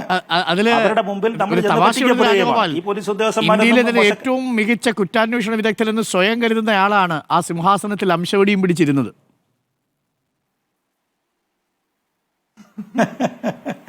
അല്ല, എന്തോ ഒരു അവകാശം നമ്മുടെ പറഞ്ഞില്ലേ, നമ്മുടെ പോലീസ് അവർക്ക് പോലും അത് മനസ്സിലാക്കാൻ പറ്റിയില്ല. അതാണ് അരുൺകുമാർ അതിനകത്ത് ഏറ്റവും സങ്കടകരമായ കാര്യം. അത്രയും ടോപ്പ് ലെവലുള്ള ഉദ്യോഗസ്ഥന്മാർക്ക് പോലും പോലീസ് ട്രെയിനിങ് കോളേജിലൊക്കെ IPS സിവിൽ സർവീസ് പരീക്ഷകളിലൊക്കെ ഏറ്റവും ടോപ്പ് റാങ്ക് മേടിച്ചു വന്ന പരിശീലനവും കഴിഞ്ഞ ഉദ്യോഗസ്ഥന്മാരാണ്. അവർക്ക് പോലും ഇവരെ മനസ്സിലാക്കാൻ പറ്റുന്നില്ല. പിന്നെ സാധാരണക്കാരുടെ കാര്യം പറയാനുണ്ടോ ഇത്തരം കാര്യങ്ങളിലൊക്കെ വരുമ്പോൾ? പിന്നെ നിങ്ങളെ പറഞ്ഞ രാഷ്ട്രീയ ആരോപണങ്ങളെ കുറിച്ചൊക്കെ പറഞ്ഞല്ലോ. രാഷ്ട്രീയ ആരോപണങ്ങൾ ശരിയാണ്. ഇപ്പൊ രാജു P. എബ്രഹാം പറയുന്നതും പിന്നെ ജേക്ക് പറയുന്നതും രണ്ടും ശരിതാണ് കാര്യങ്ങളാണ്. ഇപ്പൊ ഈ അന്വേഷണം നിൽക്കുന്നത് 17 മുതൽ 25 വരെയാണ്. 17 മുതൽ 25 വരെയുള്ള തട്ടിപ്പും വെട്ടിപ്പുമാണ് അന്വേഷിച്ചുകൊണ്ടിരിക്കുന്നത്. ആ സമയത്ത് ഇടതുപക്ഷ സർക്കാരാണ് കേരളത്തിൽ അധികാരത്തിലുള്ളത്. അവരുടെ നേതൃത്വത്തിലുള്ള ഭരണസമിതിയുമായിരുന്നു അവിടെ ഉണ്ടായിരുന്നത്. അതുകൊണ്ടാണ് LDFന്റെ പ്രതിനിധികൾ സ്വാഭാവികമായിട്ട് വന്നുപോയത്. പക്ഷേ ബഹുമാനപ്പെട്ട ദേവസ്വം ബെഞ്ച് പറയുന്നുണ്ടല്ലോ ഇത് അവിടെ കൊണ്ട് നിൽക്കുന്നില്ല, ഇത് 2014 കൂടെ കൊണ്ടുപോകണമെന്ന് പറയുന്നു. 2014 അന്വേഷണം. അപ്പൊ ഇനി ഒരു അന്വേഷണം കൂടെ വരാൻ പോവുകയാണ്. SIT ഇപ്പൊ ഈ പറയുന്നത് ജനുവരി 15, അതായത് മകരവിളക്ക് കഴിഞ്ഞാൽ പിറ്റേ ദിവസം പറഞ്ഞ തെളിയട്ടെ എന്നാണ് മുമ്പ് എനിക്കും പറഞ്ഞ ശുഭപ്രതീക്ഷയാണുള്ളത്. ഇത് അന്വേഷണത്തിൽ അവർക്ക് ചെയ്യാവുന്ന അവരുടെ ഒരു പരിധിക്കകത്ത് SITക്ക് ഒരുപാട് പരിധിയും പരിമിതിയും ഉണ്ടായിരുന്നു. ഈ അന്വേഷണം തുടങ്ങിയ സമയത്തൊക്കെ എല്ലാവരും കരുതിയത് ശബരിമലയിലും അതിന്റെ പരിസരത്തും ഒക്കെ തട്ടിപ്പ് നിൽക്കത്തുള്ളെന്നാണ് കരുതിയത്. പക്ഷെ ഇതിന്റെ വ്യാപ്തി മാറിപ്പോയി. അതും ബഹുമാനപ്പെട്ട ദേവസ്വം ബെഞ്ച് ആണല്ലോ അത് പറയുന്നത്. ഈ സുഭാഷ് കപൂർ മോഡൽ തട്ടിപ്പുകളൊക്കെ അതിനകത്ത് നടന്നിട്ടുണ്ട്. പാളികൾ ഇളക്കിക്കൊണ്ട് പോയിട്ടുണ്ട്. പാളികൾ ഇറക്കിക്കൊണ്ട് വിട്ട് റിപ്ലിക്ക എടുത്ത ശേഷം പാളികൾ വിറ്റിട്ടുണ്ട്. ഒറിജിനൽ പാളികൾ വിറ്റ് കാണും. അക്കാര്യത്തിൽ യാതൊരു സംശയവുമില്ല അരുൺകുമാർ. ഈ തിരിച്ചു വന്നതൊന്നും ഈ ശബരിമലയിലെ സ്വർണവുമല്ല. ഇപ്പൊ നമ്മൾ കഴിഞ്ഞ ദിവസം തന്നെ കണ്ടില്ല, ആകപ്പാടെ അവിടെ നിന്ന് കിട്ടിയിരിക്കുന്നത് ഏതാണ്ട് 100-120 പവൻ അല്ലെ, 120 പവൻ സ്വർണ്ണമേ കിട്ടിയിട്ടുള്ളൂ. ഇത് തുടരാം. 30 കിലോ സ്വർണത്തില് ആകെ അത്രേ തിരിച്ചു കിട്ടിയിട്ടുള്ളൂ. അപ്പൊ അതുകൊണ്ട് വളരെ വിശദമായ അന്വേഷണവും ഒക്കെ കാര്യങ്ങൾ വേണ്ടി വരും. അപ്പൊ 2014 ഈ അന്വേഷണം പോവുകയാണെങ്കിൽ കോൺഗ്രസിന്റെ നേതൃത്വത്തിലുള്ള സമിതിയൊക്കെ വരുന്നത്. അതാണ് പ്രയാർ ഗോപാലകൃഷ്ണനൊക്കെ അവിടെ സോണിയാഗാന്ധിയുടെ വീട്ടിൽ പോയ കഥയെക്കുറിച്ചൊക്കെ പറയുന്നത്. കോൺഗ്രസിന്റേതായ പ്രമുഖരായ നേതാക്കന്മാരുണ്ട്, ഒരു BJP നേതാവ് ഉണ്ട് കേട്ടോ. ഇപ്പോഴാണ് അദ്ദേഹം BJP നേതാവായത്. പണ്ട് അദ്ദേഹം കോൺഗ്രസ്സുകാരനായിരുന്നു. അദ്ദേഹം കോൺഗ്രസ്സുകാരനായിരുന്ന സമയത്ത് അവിടെ നിന്നിട്ടുണ്ട്, ശബരിമല അന്നദാനത്തിന് പോയിട്ടുണ്ട്.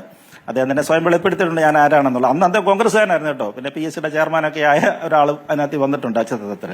അദ്ദേഹം കൃത്യമായിട്ട് പറയുന്നുണ്ട് അദ്ദേഹത്തിന് ഈ സംഭവമായിട്ട് യാതൊരു ബന്ധങ്ങളും ഇല്ല. ഈ പറഞ്ഞതുപോലെ ഉണ്ണികൃഷ്ണൻ പോറ്റി അടൂർ പ്രകാശിനെയൊക്കെ വിളിച്ചുകൊണ്ട് പോകുന്നത് പോലെ ഇതിനു വേണ്ടി വിളിച്ചുകൊണ്ട് പോയതാണെന്നാണ് പറയുന്നത്. അപ്പൊ അത്തരത്തില് ഈ അമ്പ് കൊള്ളാത്തവരാരും ഇല്ല ഇതിനകത്തില്, അങ്ങനെ പറയുകയാണെന്നുണ്ടെങ്കിൽ. അപ്പൊ ഇത്തരത്തിലുള്ള തട്ടിപ്പുകൾ അതിനകത്ത് നടന്നിരിക്കുന്നത്. അപ്പൊ 14 അന്വേഷണം വരട്ടെ. 14 ഏറ്റവും പ്രധാനപ്പെട്ട അന്വേഷണം. ഏറ്റവും പ്രധാനപ്പെട്ട അതാണ് ഇതിനകത്ത് ഇനി കോൺഗ്രസ് പ്രതിരോധത്തിലാകുമോ എന്ന ചോദ്യം അവിടെയാണ്. എനിക്ക് തോന്നുന്നു കണ്ടുകൊണ്ടിരിക്കുന്ന പ്രേക്ഷകർക്കും ഒരു കാര്യം വ്യക്തമായിട്ടുണ്ട്. ഇപ്പോൾ പറഞ്ഞ വാക്കാണ് അമ്പുകൊള്ളാത്തവരില്ല കുരുക്കളിൽ എന്ന് പറഞ്ഞതുപോലെ. പക്ഷേ LDF കഷ്ടകാലത്തിന് ആ സമയത്ത് അധികാരത്തിലുണ്ട്. അയാൾ ഈ കച്ചവടം പ്ലാൻ ചെയ്യുന്നതും തട്ടിപ്പ് നടത്തുന്നതും നമ്മൾ പുറത്തു വന്ന വിവരം അനുസരിച്ചത് LDF സർക്കാരിൻ്റെ കാലത്താണ്. മറിച്ച് UDF സർക്കാരാണ് ഭരിച്ചിരുന്നതെങ്കിൽ ഇത് കണ്ടുപിടിക്കുമായിരുന്നു എന്നുള്ളതാണ് ചോദ്യം. സോണിയാഗാന്ധിയുടെ അടുത്തേക്ക് പോലും ഉണ്ണികൃഷ്ണൻ പോറ്റിയെ എത്തിച്ച് അത്രയും വലിയ ബ്രാൻഡിങ്ങിനുള്ള സാഹചര്യം ഒരുക്കി കൊടുക്കുമ്പോൾ ഈ ഉണ്ണികൃഷ്ണൻ പോറ്റിയെ UDF ആണ് ഭരിച്ചിരുന്നതെങ്കിൽ കണ്ടെത്തുമായിരുന്നു എന്ന മറുചോദ്യം പ്രസക്തമല്ലേ? ഞാൻ രാജു പി നായർ നേരത്തെ ജയ്ക്ക് ഉന്നയിച്ച ചോദ്യങ്ങൾക്കുള്ള മറുപടി താങ്കൾക്ക് നൽകാം. അതോടൊപ്പം ജയ്ക്ക് ഉന്നയിച്ച വളരെ പ്രസക്തമായി ഈ പാനലിലെ മറ്റു രണ്ടുപേരും അംഗീകരിച്ചൊരു കാര്യമുണ്ട്. ഉണ്ണികൃഷ്ണൻ പോറ്റി സംഘവും ശ്രമിച്ചത്, അഥവാ ഇങ്ങനെയുള്ള അവതാരങ്ങൾ ശ്രമിക്കുന്നത് ഒരു ബ്രാൻഡിങ്ങിനാണ്. ആ ബ്രാൻഡിങ്ങിൻ്റെ ഭാഗമായി അവർ രാഷ്ട്രീയ നേതാക്കളുടെ പടമെടുക്കും. ഇപ്പോൾ രാജു പി നായരെ കണ്ടിരുന്നെങ്കിൽ രാജു പി നായരുടെ പടം എടുക്കും. രാജു പി നായരനും അറിയാൻ പറ്റില്ല. എന്നെ കണ്ടിരുന്നെങ്കിൽ ഒരുപക്ഷെ ഉണ്ണികൃഷ്ണൻ പോറ്റി എൻ്റെ പടവും എടുക്കും. അത് നമുക്ക് തിരിച്ചറിയാൻ കഴിയില്ല. അത് വെച്ചുകൊണ്ട് എനിക്കോ രാജു പി നായർക്കോ ആ സ്വർണ്ണക്കൊള്ളയിൽ പങ്കുണ്ട് എന്ന് നമുക്ക് നിരീക്ഷിക്കാനുമാവില്ല. അങ്ങനെ ഒരു ആരോപണം നേരത്തെ CPM ഉയർത്തിയിട്ടുമില്ല. പകരം CPM പ്രകോപിപ്പിച്ചത് ആ പാരടിപ്പാട്ടാണ് പോറ്റിയെ കയറ്റിയത്. ഇപ്പോൾ രാജഗോപാൽ പറയുന്നൊരു കാര്യം, 2014 അന്വേഷണം വന്നാൽ കോൺഗ്രസ് അതിനകത്ത് അസ്വസ്ഥപ്പെടുന്നത് എന്തിനാണ് എന്നുള്ള ചോദ്യമാണ് CPM ഉയർത്തുന്നത്. ചോദ്യം ചോദിക്കട്ടെ, മൊഴികൾ എടുക്കട്ടെ. അടൂർ പ്രകാശിനെയും ചോദ്യം ചെയ്യാൻ വിളിപ്പിക്കുകയല്ല, മൊഴിയെടുക്കാൻ വിളിക്കുന്നുവെന്നാണ് ഞാൻ മനസ്സിലാക്കുന്നത്. അല്ലാതെ അടൂർ പ്രകാശിനോ ആന്റണിക്കോ സോണിയാഗാന്ധിക്കോ 2019 സ്വർണ്ണക്കൊള്ളയുമായി ഒരു ബന്ധവുമുണ്ട് എന്ന് ഒരാൾക്കും വിശ്വസിക്കാൻ കഴിയില്ലല്ലോ. അപ്പോൾ ഈ അന്വേഷണം നടക്കട്ടെ. അതിനിടയിലുള്ള ഈ രാഷ്ട്രീയ പ്രചരണം എന്ന് പറയുന്നത് പലപ്പോഴും ഈ അന്വേഷണത്തിൻ്റെ തന്നെ ദിശ തെറ്റിക്കുമോ? രാജു പി നായർ, ഇയാൾ ബ്രാൻഡിങ്ങിന് ശ്രമിച്ചു എന്നുള്ളത് താങ്കൾക്കും അംഗീകരിക്കാവുന്ന കാര്യമല്ലേ? അത് കടകംപള്ളി ഉപയോഗിച്ച് ശ്രമിച്ചു, ഭീമാ ഗോൾഡിനെ ഉപയോഗിച്ച് ശ്രമിച്ചു, മുഖ്യമന്ത്രി ഉപയോഗിച്ചും സോണിയാഗാന്ധി ഉപയോഗിച്ചും അടൂർ പ്രകാശിനെ ഉപയോഗിച്ചും ശ്രമിച്ചു. ഇതല്ലേ വസ്തുത? അരുൺകുമാർ, ബ്രാൻഡിങ്ങിന് ഉപയോഗിച്ചു എന്നുള്ള ജെയ്സി തോമസിന്റെ വാദം ഞാൻ അംഗീകരിക്കുകയാണ്. പക്ഷേ പ്രശ്നം എന്താ വെച്ചാൽ ജെയ്സി തോമസിന്റെ ഇരട്ടത്താപ്പാണ്. നോക്കൂ, സോണിയാഗാന്ധിയെ കുറ്റപ്പെടുത്താൻ വേണ്ടി കോൺഗ്രസിനെ പ്രതികൂലത്തിലാക്കാൻ വേണ്ടിയിട്ട് ബ്രാൻഡിങ്ങിന് ഉപയോഗിച്ച ഫോട്ടോ ആയുധമാക്കുകയും എന്നിട്ട് ഇന്ത്യൻ സംവിധാനം മുഴുവനുള്ള പിണറായി വിജയന്റെ ഫോട്ടോ വരുമ്പോൾ അത് ബ്രാൻഡിങ്ങുമായി മാറുന്ന ഇരട്ടത്താപ്പാണ് ഒന്നാമത്തെ പ്രശ്നം. രണ്ടാമത്തെ പ്രശ്നം ഞാൻ ചോദിക്കട്ടെ അരുൺകുമാർ, ഈ വിവാദം തുടങ്ങിയത് മുതൽ മുഖ്യമന്ത്രിയും CPM ഉന്നത നേതൃത്വവും സോണിയാഗാന്ധിയുമായിട്ട് നിൽക്കുന്ന ഫോട്ടോ ഒരു വിവാദ വിഷയമാക്കുന്നത് വരെ കേരളത്തിന്റെ പ്രതിപക്ഷ നേതാവോ KPCC പ്രസിഡന്റോ രമേശ് ചെന്നിത്തല ഉൾപ്പെടെ ഏതെങ്കിലും ഒരു നേതൃത്വം ഒരു ഫോട്ടോ ഉയർത്തിപ്പിടിച്ചുകൊണ്ട് CPM ഇതുമായിട്ട് ബന്ധമുണ്ടെന്ന് പറഞ്ഞിട്ടുണ്ടോ? ഇല്ല. മറിച്ച് ഹൈക്കോടതിയുടെ ഉത്തരവുകളും ഹൈക്കോടതി പറഞ്ഞ 2019 ഉത്തരവിന്റെയും ക്രമക്കേട് ഉപയോഗിച്ചുകൊണ്ടാണ് 3 ദേവസ്വം ബോർഡ് പ്രസിഡന്റുമാർക്ക് ഇതുമായിട്ട് ബന്ധമുണ്ടെന്നുള്ള ആരോപണമുള്ളത്. ഒരു ഫോട്ടോയും വെച്ച് ഞങ്ങൾ പറഞ്ഞിട്ടില്ല, ഇല്ലേ? പിന്നെ രണ്ടാമത്തെ കാര്യം, ഈ ഫോട്ടോ ചർച്ചയാക്കുമ്പോൾ പറയാതിരിക്കാൻ മാർഗമില്ലല്ലോ. ഇദ്ദേഹം ഇപ്പൊ പറയാണ് സെക്രട്ടേറിയറ്റിന് മുമ്പിൽ വെച്ചൊരു കൈമാറുമ്പോഴത്തേക്ക് ഏതോ ഒരു ഉണ്ണികൃഷ്ണൻ പോറ്റി അവിടെ നിന്നു. അങ്ങനെയാണോ ആ വീഡിയോയിൽ? ഈ റിപ്പോർട്ടർ ചാനല് ഒരു വീട് ഒരാൾക്ക് വെച്ചു കൊടുക്കുന്നു. ഈ അരുൺകുമാർ താക്കോല് കൈമാറാൻ പോകുമ്പോൾ ഞാൻ വന്നിട്ട് അതിന്റെ കൂടി ആ താക്കോല് പിടിച്ച് അരുൺകുമാർ സമ്മതിക്കോ അരുൺകുമാർ? അല്ല, പക്ഷേ അത് ഭീമാ ജ്വല്ലറിയാണ്. നിങ്ങൾക്ക് എന്താ ഇവിടെ കാര്യം എന്ന് ചോദിക്കില്ലേ? പറയട്ടെ. അങ്ങനെ നോക്കുമല്ലോ. ഇനി ആ വീഡിയോ മുഴുവൻ ഒന്ന് കണ്ടു നോക്കൂ. ആ വീഡിയോ മുഴുവൻ കഴിഞ്ഞ് മുഖ്യമന്ത്രി പോയതിനു ശേഷം, മുഖ്യമന്ത്രി പോയപ്പോ മാറി നിൽക്കാൻ തട്ടിമാറ്റാണെന്ന് വേണേ പറയാം. അത് കഴിയുമ്പോ P ശശി വന്ന് ഉണ്ണികൃഷ്ണൻ പോറ്റിയോട് യാത്ര പറയുന്നത് എന്തിനാ? P ശശിക്ക് ഉണ്ണികൃഷ്ണൻ പോറ്റിയോട് യാത്ര പറയാൻ ഭീമാ ജ്വല്ലേഴ്സ് നടത്തിയ പരിപാടിയിൽ എവിടെന്നോ നുഴഞ്ഞു കയറി വന്ന ഉണ്ണികൃഷ്ണൻ പോറ്റിയാണെങ്കിൽ P ശശി എന്തിനാ ഉണ്ണികൃഷ്ണൻ പോറ്റിയോട് യാത്ര പറയുന്നത്? അങ്ങ് ആ വീഡിയോ ഒന്നുകൂടി എടുത്തിട്ട് കാണിച്ചു കൊടുക്കൂ. അതുകൊണ്ട് പി ശശിനകത്ത് ഉത്തരവുണ്ടെന്ന് ഞാൻ പറയുന്നില്ല. പക്ഷേ ഇവർ ഉപയോഗിക്കുന്ന വാദം പൊള്ളയാണ് എന്ന് ജനങ്ങൾ മനസ്സിലാക്കാൻ വേണ്ടി ഞാൻ പറയുകയാണ്. ഒന്ന്. രണ്ടാമത്തെ കാര്യം, ജെയ്സി തോമസ് പറയേണ്ട കൃത്യമായിട്ടൊരു ചോദ്യത്തിന് ഉത്തരം പറയണം. അടൂർ പ്രകാശോ ആന്റണിയോ ഇനി സോണിയാഗാന്ധിയോ വിളിച്ചു പറഞ്ഞിട്ടാണോ 2019 പത്മകുമാർ മിനിറ്റ്സ് തിരുത്തി പിത്തള എന്ന് മാറ്റി ചെമ്പുമാക്കിയിട്ട് ഉണ്ണികൃഷ്ണൻ പോറ്റിയെ സ്പോൺസറായിട്ട് ഉത്തരവിൽ എഴുതി വെച്ചത് ആന്റണി പറഞ്ഞിട്ടാണോ?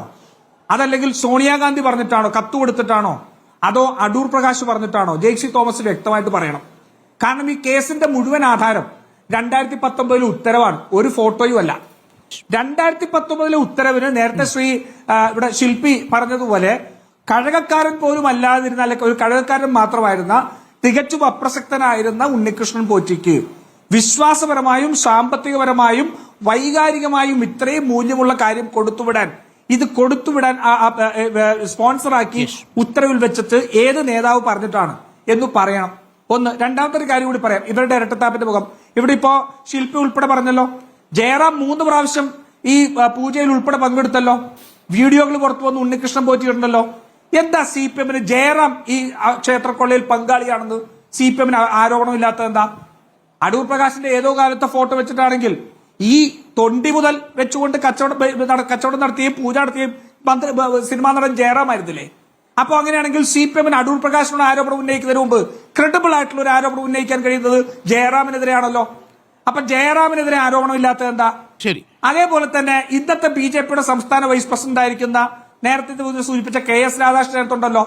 എന്തുകൊണ്ടാണ് BJP-യുടെ നേതാവ് KS രാധാകൃഷ്ണനും ഇതിനകത്ത് പങ്കാളിത്തം ഉണ്ടായിരുന്നു എന്ന് പറയാത്ത ഏതൊരു BJP MLA കൂടി ഇതിനകത്ത് ഫോട്ടോയോ പേജൊക്കെ ഉണ്ടെന്ന് ഞാൻ കേൾക്കുന്നുണ്ട്. അപ്പൊ CPM-ന്റെ രക്ഷപ്പെടൽ തന്ത്രം വളരെ വ്യക്തമാണ്. തൊണ്ടി മുതലുമായിട്ട് പോയി പൂജ നടത്തിയ ജയറാമിനെതിരെ ഇവർക്ക് ആരോപണമില്ല. പാരടിപ്പാട്ട് വന്നില്ലായിരുന്നെങ്കിൽ ഒരു പക്ഷേ CPM-ഓ ഇടതു സൈബർ ഹാൻഡിലുകളോ സോണിയാഗാന്ധിയുടെ ചിത്രം ഇത്രയധികം ഈ ചർച്ചയിലേക്ക് കൊണ്ടുവരില്ലായിരുന്നു എന്നാണ് ഞാൻ കരുതുന്നത്. ആ പാരടിപ്പാട്ടിനും അപ്പുറത്തേക്ക് ഉണ്ണികൃഷ്ണൻ പോറ്റിക്ക് ബന്ധങ്ങളുണ്ട്. അതാണ് 2014 കൂടി അന്വേഷണം പോകണം. പ്രയാർ ഗോപാലകൃഷ്ണനും ഇയാൾക്കൊപ്പം നിൽക്കുന്നു. ശരിയാണ്, അങ്ങ് പറഞ്ഞതുപോലെ ഉത്തരവില്ല എന്നത് മാത്രമാണ് വ്യത്യാസം. അപ്പോൾ ഈ പോറ്റിയെ കയറ്റിയത് ആരപ്പ എന്ന ആ പാട്ട് യഥാർത്ഥത്തിൽ തിരിച്ചടിയാവുന്നു എന്നുള്ളതാണ് ചോദ്യം. 30 സെക്കൻഡ്സിൽ മറുപടി. കാരണം ഞാനിത് ചോദിക്കുന്നത് ഏതെങ്കിലും രാഷ്ട്രീയ താല്പര്യം വെച്ചുകൊണ്ടല്ല. അവിടെ മുതലാണ് ഇത് സോണിയാഗാന്ധിയിലേക്കും മറ്റന്വേഷണത്തിലേക്ക് പോകുന്നത്. ഇന്ന് അതിൻ്റെ ഒരു അപകടം സംഭവിക്കുന്നത് ഞാനൊരു പാട്ടായിട്ട് കേൾപ്പിക്കാം. ആ പാട്ടൊന്ന് കേട്ടോളൂ. BJP-യുടെ ക്യാമ്പ് ഒരു വലിയ രീതിയിൽ എങ്ങനെയാണോ കോൺഗ്രസിൻ്റെ ക്യാമ്പ് ഇത് പ്രചരിപ്പിച്ചത് അതിനേക്കാൾ വലിയ രീതിയിൽ ഒരു പ്രചരണ ഗാനവുമായിട്ട് ഇറങ്ങിയിട്ടുണ്ട്. ഇതേ മാതൃകയിൽ ഒന്ന് കേൾക്കൂ. സ്വർണം കട്ടവനാരപ്പാ സുഖാക്കളാണേ അയ്യപ്പാ, സ്വർണം കട്ടവനാരപ്പാ സുഖാക്കളാണേ അയ്യപ്പാ, സ്വർണം വിറ്റടുകാർക്കപ്പാ കോൺഗ്രസിനാണേ അയ്യപ്പാ, ലാഭം കൊയ്തവനാരപ്പാ ഇന്ത്യ മുന്നണിയാണപ്പാ, സ്വർണം മൊത്തം കട്ടപ്പാ ഇന്ത്യ മുന്നണി കട്ടപ്പാ. ഇതാണ് നോക്കൂ, അതിനേക്കാൾ കുറച്ചുകൂടി പവർഫുള്ളായ മ്യൂസിക്കൊക്കെ കൊടുത്ത് ഒരു റീലായിട്ട് ഇറക്കിയിരിക്കുകയാണ് BJP. ഇത് കോൺഗ്രസ് തുടങ്ങി വെച്ചതുകൊണ്ട് അതിൻ്റെ നേട്ടം ഇപ്പോൾ BJP കൊണ്ടുപോകുന്ന അവസ്ഥയിലാണ്. നോക്കൂ, ഇതിൽ യഥാർത്ഥത്തിൽ കോൺഗ്രസ്സുകാർ ഇത് വാങ്ങിയിട്ടില്ല എന്ന് നമുക്കറിയാം. ഇത് CPM-കാർ ഇത് കയറ്റിയിട്ടില്ല എന്നും നമുക്കറിയാം. ഇത് ശ്രമിച്ചത് ഉണ്ണികൃഷ്ണൻ പോറ്റിയും പരിവാരങ്ങളുമാണ്. അവർ ബ്രാൻഡിങ്ങിന് ശ്രമിച്ച അവതാരങ്ങളുമാണ്. അതിൻ്റെ രാഷ്ട്രീയ ലാഭം BJP കൊണ്ടുപോകാൻ വേണ്ടി പാട്ടിറക്കിയിരിക്കുകയാണ്. അബദ്ധം പറ്റിയോ രാജു പി നായർ? അരുൺകുമാറെ, ചിലരുടെ തലക്കടി കിട്ടുമ്പോ പുതിയ ഈ ജൻസി ഭാഷയിൽ പറഞ്ഞ കിളി പറന്നു പോവും. തലക്കടി കിട്ടുമ്പോ കിളി പറന്നു പോവും. അങ്ങനെ ഈ കഴിഞ്ഞ തെരഞ്ഞെടുപ്പിൽ ഈ തലക്കടി കിട്ടി കഴിഞ്ഞപ്പോഴത്തേക്ക് അതിനവർ കണ്ടുപിടിച്ചൊരു കാര്യമാണ് പാരഡി ഗാനം. അങ്ങനെ കിളി പറന്നു പോയപ്പോൾ ഉന്നയിക്കുന്ന കാര്യങ്ങളാണ്. പിന്നെ BJP CPM-ന്റെ സഹായത്തിന് വരും. നമുക്ക് ആർക്കെങ്കിലും അറിയാത്തവരുണ്ടോ? BJP CPM-ന്റെ സഹായത്തിന് വരും. നോക്കൂ, ശബരിമല ക്ഷേത്രക്കൊള്ള നടന്നതിനു ശേഷം BJP നടത്തിയ സമരങ്ങൾ അരുൺകുമാർ ഒന്ന് പറ. വിമർശനമുണ്ടായപ്പോ ആ സെക്രട്ടേറിയറ്റ് മുമ്പിൽ ഒരു രാപ്പകൽ സമരം നടത്തിയതെന്നല്ലാതെ പണ്ട് യുവതീ പ്രവേശനം നടന്നപ്പോ മുഴുവൻ സ്ഥലത്തും CPM വലിയ സുവർണാവസരം കണ്ട് സമരം നടത്തിയവരല്ലേ? എന്തുകൊണ്ടാ ശബരിമല ക്ഷേത്രം കൊള്ളയടിക്കപ്പെട്ടിട്ട് BJP-ക്ക് തെരുവിലിറങ്ങി സമരം ചെയ്യണമെന്ന് തോന്നാത്തത് എന്തുകൊണ്ടാ? അപ്പൊ CPM പ്രതിരോധത്തിലാവുമ്പോൾ BJP സഹായത്തിനെത്തുന്നുള്ളത് നമ്മൾ പലപ്പോഴും കണ്ടിട്ടുള്ളതല്ലേ? പക്ഷേ അത് ഇതിൽ ചിലപ്പോ സമരം ഒഴിഞ്ഞു കട്ടന വരും, കമ്മ്യൂണിസ്റ്റുകാരാണ് സമരമായിട്ട് വരും, വാങ്ങിയത് കൊലയായിട്ട് കോൺഗ്രസ്സാണെന്ന് വരും, പറഞ്ഞുകൊണ്ടാണ് രാഷ്ട്രീയ BJP കൊലപാതകമായിട്ട് വരും, നിങ്ങളെ പാരഡിയായി വരും. നിങ്ങളെ അത് സ്വാഭാവികമാണ്. രണ്ടുപേരെയും ഏതാ? പ്രതിരോധത്തിലാക്കിക്കൊണ്ടാണ് BJP പാട്ടിറക്കിയിരിക്കുന്നത്. അപ്പോ അങ്ങനെ ഒരു രാഷ്ട്രീയമായ പാരഡി ഗാനത്തിന്റെ പൊളിറ്റിക്സിലേക്ക് പോയില്ലായിരുന്നെങ്കിൽ ഈ അന്വേഷണം കുറച്ചുകൂടി നേരെ പോകുമായിരുന്നു എന്ന് മാത്രമേ ഞാൻ സംശയിച്ചുള്ളൂ. ഞാൻ അങ്ങയിലേക്ക് മടങ്ങി വരാം. എനിക്ക് ജയിക്കിന് കൂടി ഒരു അവസരം കൊടുക്കണം. ജയിക്ക്, ഇപ്പോൾ രാജു പി നായർ അങ്ങ് പറഞ്ഞതിന്റെ ആദ്യ ഭാഗം ഞാൻ സമ്മതിക്കുന്നുണ്ട്. ഒരു 10 സെക്കൻഡ് മറുപടി പറയട്ടെ? 10 seconds പ്ലീസ്. അല്ലല്ല, അത് മറ്റൊന്നുമല്ല. നോക്കൂ, ഇതിനകത്ത് വളരെ കൃത്യമായിട്ട് ജനങ്ങൾക്ക് കൺവിൻസിംഗ് ആയത് CPM നേതൃത്വത്തിൽ കൊള്ള നടന്നു എന്നുള്ളതാ. 8 CPM ജയിലിൽ കിടക്കുന്നതുകൊണ്ടാ. അവരുടെ മുന്നിൽ BJPയും CPMഉം മറ്റൊരു നറേറ്റീവ് ഉണ്ടാക്കാൻ നോക്കിയാൽ ഈ അന്വേഷണ ഏജൻസി ഒരാളെ കുറ്റക്കാരനായി വിധിക്കുന്നതിന് മുമ്പ് വരെ അല്ലെങ്കിൽ അറസ്റ്റ് ചെയ്തവരെ ജനം അത് വിശ്വസിക്കില്ല. അത് ചെയ്യാൻ ഇവർക്ക് വെല്ലുവിളിക്കുകയാണ്. അടൂർ പ്രകാശിന്റെ മൊഴിയെടുക്കുമെന്ന് പറഞ്ഞ് നിങ്ങൾ നോട്ടീസ് കൊടുത്തിട്ടില്ലല്ലോ. ജയിക്ക്, ഇന്നത്തെ ചർച്ചയിലെ വളരെ പോസിറ്റീവ് ആയിട്ടുള്ള കാര്യം ജയിക്ക് പറഞ്ഞ ഒരു കാര്യത്തെ രാജു പി നായർ അംഗീകരിക്കുന്നുണ്ട്. കാര്യം ഈ അവതാരങ്ങൾ ബ്രാൻഡിങ്ങിന് വേണ്ടി ശ്രമിച്ചു എന്നത് അംഗീകരിക്കുന്നുണ്ട്. പക്ഷേ അത് ചിത്രീകരിക്കുന്ന സമയത്ത് സോണിയാഗാന്ധിയിലേക്ക് കൊണ്ടുപോകുന്നത് പാരഡി ഗാനത്തിന്റെ ഒരു മറു രാഷ്ട്രീയ കൗശലമാണ്. പക്ഷേ നിങ്ങളിങ്ങനെ ഈ രാഷ്ട്രീയ കൗശലം പ്രയോഗിച്ചാൽ BJP ഇറക്കിയ പാരഡി ഗാനം പോലെ ജനങ്ങൾ വേറെ ചിലത് വിശ്വസിക്കാൻ തുടങ്ങും. യഥാർത്ഥത്തിലുള്ള സംഭവം ഉണ്ണികൃഷ്ണൻ പോറ്റിയാണല്ലോ. അയാൾ സൃഷ്ടിച്ചിരിക്കുന്ന അവതാര ഒരു കൂട്ടുകെട്ടാണല്ലോ. അതിനെയല്ലേ നമ്മൾ തുറന്നു കാണിക്കേണ്ടത്. നിങ്ങൾ സോണിയാഗാന്ധിക്ക് പിന്നാലെ പോകുമ്പോൾ അന്വേഷണം എങ്ങും എത്താതെ പോകുന്നൊരു സാഹചര്യം ഉണ്ടാവില്ലേ ജോയ്ക്ക്? പ്രധാനപ്പെട്ടതാണ്. അപ്പൊ അങ്ങ് മനസ്സിലാക്കേണ്ടത് അങ്ങയുടെ ചോദ്യത്തിന്റെയും അല്ലെങ്കിൽ അങ്ങ് മുന്നോട്ട് വെക്കുന്ന ഒരു കാര്യത്തിന്റെ രത്നച്ചുരുക്കം എന്താണ്? ഈ കാര്യത്തിൽ പ്രതികളുടെ രാഷ്ട്രീയ ചായ്വ് വെച്ചിട്ട് സങ്കുചിത രാഷ്ട്രീയം പരിശോധിക്കാൻ, സങ്കുചിത രാഷ്ട്രീയ ആരോപണങ്ങളുമായി കോൺഗ്രസും ഇടതുപക്ഷവും പരസ്പരം പോരടിച്ചാൽ അതിന്റെ പൊളിറ്റിക്കൽ ബെനിഫിഷ്യറിയായി അല്ലെങ്കിൽ രാഷ്ട്രീയ ഗുണഭോക്താവായി സംഘപരിവാരം മാറുമെന്നുള്ളതാണല്ലോ അങ്ങയുടെ ചോദ്യത്തിന്റെ ആകത്തുക. ആ രാഷ്ട്രീയത്തെ അംഗീകരിച്ചുകൊണ്ട് തന്നെയാണ് ഞങ്ങൾ തീരുമാനിച്ചിട്ടുണ്ടായിരുന്നത്. എന്തുകൊണ്ടാണ് ഈ കാര്യത്തിനകത്ത് അറസ്റ്റ് ചെയ്യപ്പെടുന്ന പ്രതികൾ ഏതോ ദേവേന്ദ്രനാണെങ്കിലും എനിക്ക് വേണമെങ്കിൽ അങ്ങേക്കറിയാമല്ലോ, അറസ്റ്റ് ചെയ്യപ്പെട്ട ജീവനക്കാർക്കകത്ത് പലരുടെയും പേര് ചൂണ്ടിക്കാട്ടിയിട്ട് അവരുടെ രാഷ്ട്രീയ ചായ്വ് ചൂണ്ടിക്കാട്ടി ഇയാൾ ഇന്ന സംഘടനയുടെ ഭാരവാഹിയല്ലേ, ഇയാൾ കോൺഗ്രസ് ആഭിമുഖ്യമുള്ള ആളല്ലേ, ഇയാൾ കോൺഗ്രസിന്റെ ദേവസ്വം ബോർഡ് സംഘടനയുടെ ഭാരവാഹിയായിരുന്നില്ലേ എന്നിങ്ങനെ പല ആളുകളുടെയും പേര് എനിക്ക് നേരെ പറയാമായിരുന്നല്ലോ. ആ പേര് പറഞ്ഞിരുന്നില്ല. പക്ഷേ എന്താണ്, തെരഞ്ഞെടുപ്പ് മുമ്പിൽ വന്നപ്പോൾ കോൺഗ്രസ് ഇപ്പോൾ എന്താണ് പറയുന്നത്? BJPയുമായി കൈകോർത്തിരിക്കുന്നു. മറ്റത്തൂരെ കോൺഗ്രസ് ആകെ BJP ആയി മാറി. ചൊവ്വന്നൂരെ കോൺഗ്രസ് ഇടതുപക്ഷത്തെ പരാജയപ്പെടുത്താൻ SDP ആയി മാറി. കുമരകത്തെ കോൺഗ്രസ് RSSമായി കൈകോർത്തു ഇടതുപക്ഷത്തെ പരാജയപ്പെടുത്തുന്നു.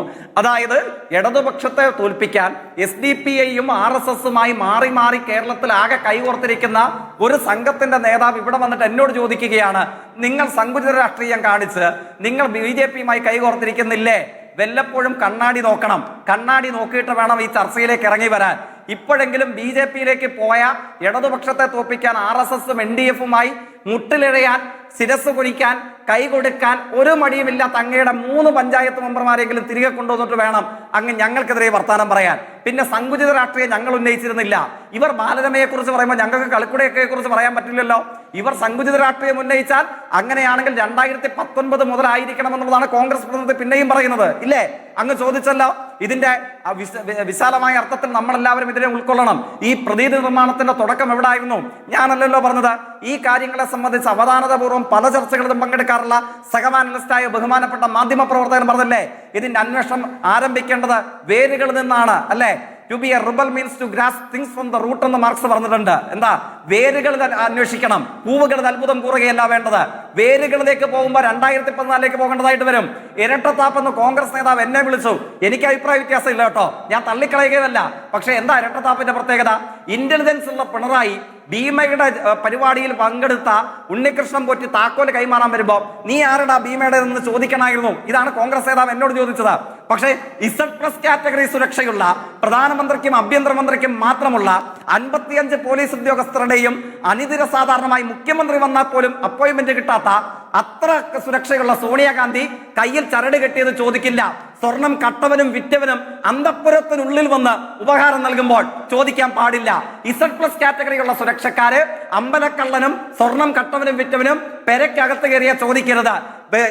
സാധാരണ സുരക്ഷ മാത്രമുള്ള Z+നെ സമീകരിക്കുമ്പോൾ സാധാരണ സുരക്ഷയുള്ള ഒരു സ്റ്റേറ്റിലെ മുഖ്യമന്ത്രി താക്കോൽ കൈമാറുന്ന ജുവലറിയുടെ ചടങ്ങിൽ നിൽക്കുമ്പോൾ അതിന്റെ അറ്റത്ത് നിൽക്കുന്നവരോട് ചോദിക്കണം, നിനക്ക് ഭീമയായിട്ട് എന്താ ബന്ധമെന്നല്ലേ?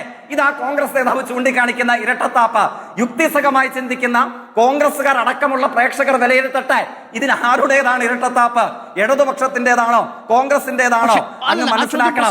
ഞാൻ ആവർത്തിക്കുന്നത് നേരത്തെ രാജു പി നായർ ചോദിച്ചൊരു ചോദ്യമില്ലേ, ജയറാമിന് ഈ സ്വർണ്ണക്കൊള്ളയിൽ എന്ത് പങ്ക്? അത്രയും തന്നെയല്ലേ ഉള്ളൂ. അടൂർ പ്രകാശിനാണെങ്കിലും ആന്റണിക്കാണെങ്കിലും പ്രയാർ ഗോപാലകൃഷ്ണനാണെങ്കിലും കടകംപള്ളി സുരേന്ദ്രനാണെങ്കിലും ഈ കൊള്ളയിലുള്ള പങ്ക് ഞാൻ പത്മകുമാറിനെയും വാസുവിനെയും വിടുന്നു. അത് അന്വേഷണത്തിന്റെ പരിധിയിൽ നിൽക്കുന്ന കാര്യമാണ്. അപ്പം അതിനും അപ്പുറത്തേക്ക് പർവ്വതീകരിച്ചൊരു രാഷ്ട്രീയ വിവാദത്തിലേക്ക് നയിക്കുന്നത്, തുടക്കത്തിൽ സൂചിപ്പിച്ചതുപോലെ സംഘപരിവാർ രാഷ്ട്രീയത്തിന് കളമൊരുക്കുന്നതാണ് നിങ്ങൾ. ഈ അടുത്ത തെരഞ്ഞെടുപ്പിന്റെ ഗുണഭോക്താക്കളുണ്ട്, പക്ഷേ ഈ വിവാദത്തിന്റെ ഗുണഭോക്താക്കൾ അവരായി മാറും എന്ന തിരിച്ചറിവ് നിങ്ങൾക്കുണ്ടാകുമോ? ഒരിക്കലുമില്ല. ആ കാര്യത്തിൽ എനിക്ക് അങ്ങയുടെ ചോദ്യത്തിന്റെ പ്രധാന ഭാഗത്തോട് വിയോജിപ്പുണ്ട്. അങ്ങ് സൂചിപ്പിക്കുന്ന ഈ പേരുകാരനായ ചലച്ചിത്ര നടൻ, അദ്ദേഹത്തിന് ഉള്ള പങ്ക് മാത്രമേ കേരളത്തിലെ UDF-ന്റെ കൺവീനർക്കുള്ളോ? അദ്ദേഹത്തിനുള്ള പങ്ക് മാത്രമേ കേരളത്തിലെ പത്തനംതിട്ട എംപിക്കുള്ളോ? അദ്ദേഹത്തിനുള്ള പങ്ക് മാത്രമേ സ്വർണം കട്ടവനെയും വിറ്റവനെയും വീട്ടിൽ കയറ്റിയിരുത്തി സമ്മാനവും ചരടും കെട്ടിച്ച UPA-യുടെ ചെയർപേഴ്സൺ? അതുകൊണ്ടാണ് മാധ്യമപ്രവർത്തകരെ പൂർവ്വം വിയോജിച്ചുകൊണ്ട് പറയട്ടെ, ഇത് സോണിയാഗാന്ധിയുടെ വീട്ടിൽ കയറുമ്പോൾ അയാൾ സ്വർണം കെട്ടതായി നമ്മുടെ മുന്നിൽ രേഖകളില്ല. അയാൾ സ്വർണ്ണക്കള്ളനാണ് എന്ന രേഖകളില്ല. അയാൾ കടകംപള്ളി സുരേന്ദ്രനുമായി സംസാരിക്കുമ്പോഴില്ല. ആ വസ്തുതയാണ്. അങ്ങ് അതിനിടയ്ക്ക് പറഞ്ഞു പോകുമ്പോൾ അങ്ങോട്ട് തെറ്റിദ്ധാരണ വരുന്നു. അതുകൊണ്ട് ഇടപെട്ടു എന്ന് മാത്രമേ ഉള്ളൂ. എന്റെ ചോദ്യം അങ്ങേക്ക് മനസ്സിലായതാണ്. അല്ല, തീർച്ചയായിട്ടും ആ വാദത്തെ മുഖവിലേക്ക് എടുക്കാതല്ല ഞാൻ പറഞ്ഞത്. പക്ഷേ ഞാൻ പറയുന്നു, അവരെ അങ്ങോട്ടേക്ക് എത്തിച്ചതിൽ ഒരു കോൺസ്പിറസി ഇല്ലേ? ഈ സോണിയാഗാന്ധിയുടെ മുമ്പിൽ പോയി ഉപകാരം കൊടുക്കാനും കയ്യിൽ ഉള്ളൂ. അയാൾ ഒരു കഴകക്കാരനാണ്, തന്ത്രി എന്ന് പറഞ്ഞ് ആരോ അവിടെ കൊണ്ടുപോയി. അതിനും അപ്പുറത്തേക്ക് എന്ത് രാഷ്ട്രീയ പ്രാധാന്യമാണ് അതിന്? ജയിക്ക് കടകംപള്ളി സുരേന്ദ്രനെയും ഇങ്ങനെയല്ലേ പരിചയപ്പെടുത്തിയത്? അത്രേ ഉള്ളൂ. നമ്മൾ അങ്ങനെ കണ്ടാൽ അങ്ങ് തീർച്ചയായിട്ടും അങ്ങനെ കണ്ടാൽ പോരെ എന്നുള്ള ചോദ്യത്തിന് അങ്ങ് പറഞ്ഞതുപോലെ ബഹുമാനപൂർവ്വം ഞാനും ഡിസന്റ് രേഖപ്പെടുത്തുകയാണ്. കാരണം എന്താണ്, അവിടെ ഈ കാര്യത്തിൽ എന്നേക്കാൾ അവധാനതയുണ്ട് എന്ന് പ്രേക്ഷകർക്ക് എല്ലാവർക്കും അറിയാവും. നമ്മുടെ സഹപാനലിസ്റ്റ് ശ്രീ മഹേഷ് പറഞ്ഞതുപോലെ മേൽശാന്തിയെ അല്ല കോൺഗ്രസ് നേതാക്കന്മാർ എഴുന്നള്ളിച്ചത്, കീഴ്ശാന്തിയെ അല്ല കോൺഗ്രസ് നേതാക്കന്മാർ എഴുന്നള്ളിച്ചത്, കഴകക്കാരനെ അല്ല, കീഴ്ക്കഴകക്കാരൻ മാത്രമായിരിക്കുന്ന ഒരാളെ എന്തുകൊണ്ട് അങ്ങോട്ടേക്ക് മഹേഷ് പറഞ്ഞതിനോട് ഞാൻ യോജിക്കുന്നു. സമയപരിധി ഉള്ളതുകൊണ്ട് മാത്രമാണ് ജയിക്കാൻ ഞാൻ ഇടപെടുന്നത്. അത് അങ്ങ് പറഞ്ഞത് ശരിയാണ്. അത് പ്രയാർ ഗോപാലകൃഷ്ണൻ മറുപടി പറയേണ്ടതാണ്. പക്ഷേ എന്ത് ചെയ്യാം, പ്രയാർ ഗോപാലകൃഷ്ണൻ നമുക്കൊപ്പമില്ല. അപ്പോൾ എന്തായാലും ചർച്ച കണ്ട പ്രേക്ഷകർക്ക് ഒരു കാര്യം മനസ്സിലായി. നമ്മൾ ഈ ചർച്ചയിൽ ഒരു തരത്തിലുള്ള വ്യക്തിവിരോധവും ആരുമായിട്ട് പ്രകടിപ്പിച്ചിട്ടില്ല. വളരെ കൃത്യമായി എല്ലാ പാനലിസ്റ്റുകളും പറഞ്ഞൊരു കാര്യം, ഉണ്ണികൃഷ്ണൻ പോറ്റി അടക്കമുള്ള അവതാരങ്ങൾ ബ്രാൻഡിങ്ങിന് വേണ്ടി ശ്രമിച്ചതാണ് ഈ സ്വർണ്ണക്കൊള്ളയിലേക്ക് നയിച്ചിരിക്കുന്നത് എന്നാണ്. രാഷ്ട്രീയ വൈരാഗ്യത്തിനും അപ്പുറം ഇത് മുതലെടുക്കാൻ നിൽക്കുന്ന യഥാർത്ഥ ആളുകളെ തിരിച്ചറിയുക എന്നതാണ് ഈ ചർച്ചയിലൂടെ നമ്മൾ ഉദ്ദേശിച്ചത്. Thank you Jaick, thank you Raju P Nair, thank you Mahesh Panicker, thank you TK Rajagopal ചർച്ചയിൽ ചേർന്നതിന്. ഇനി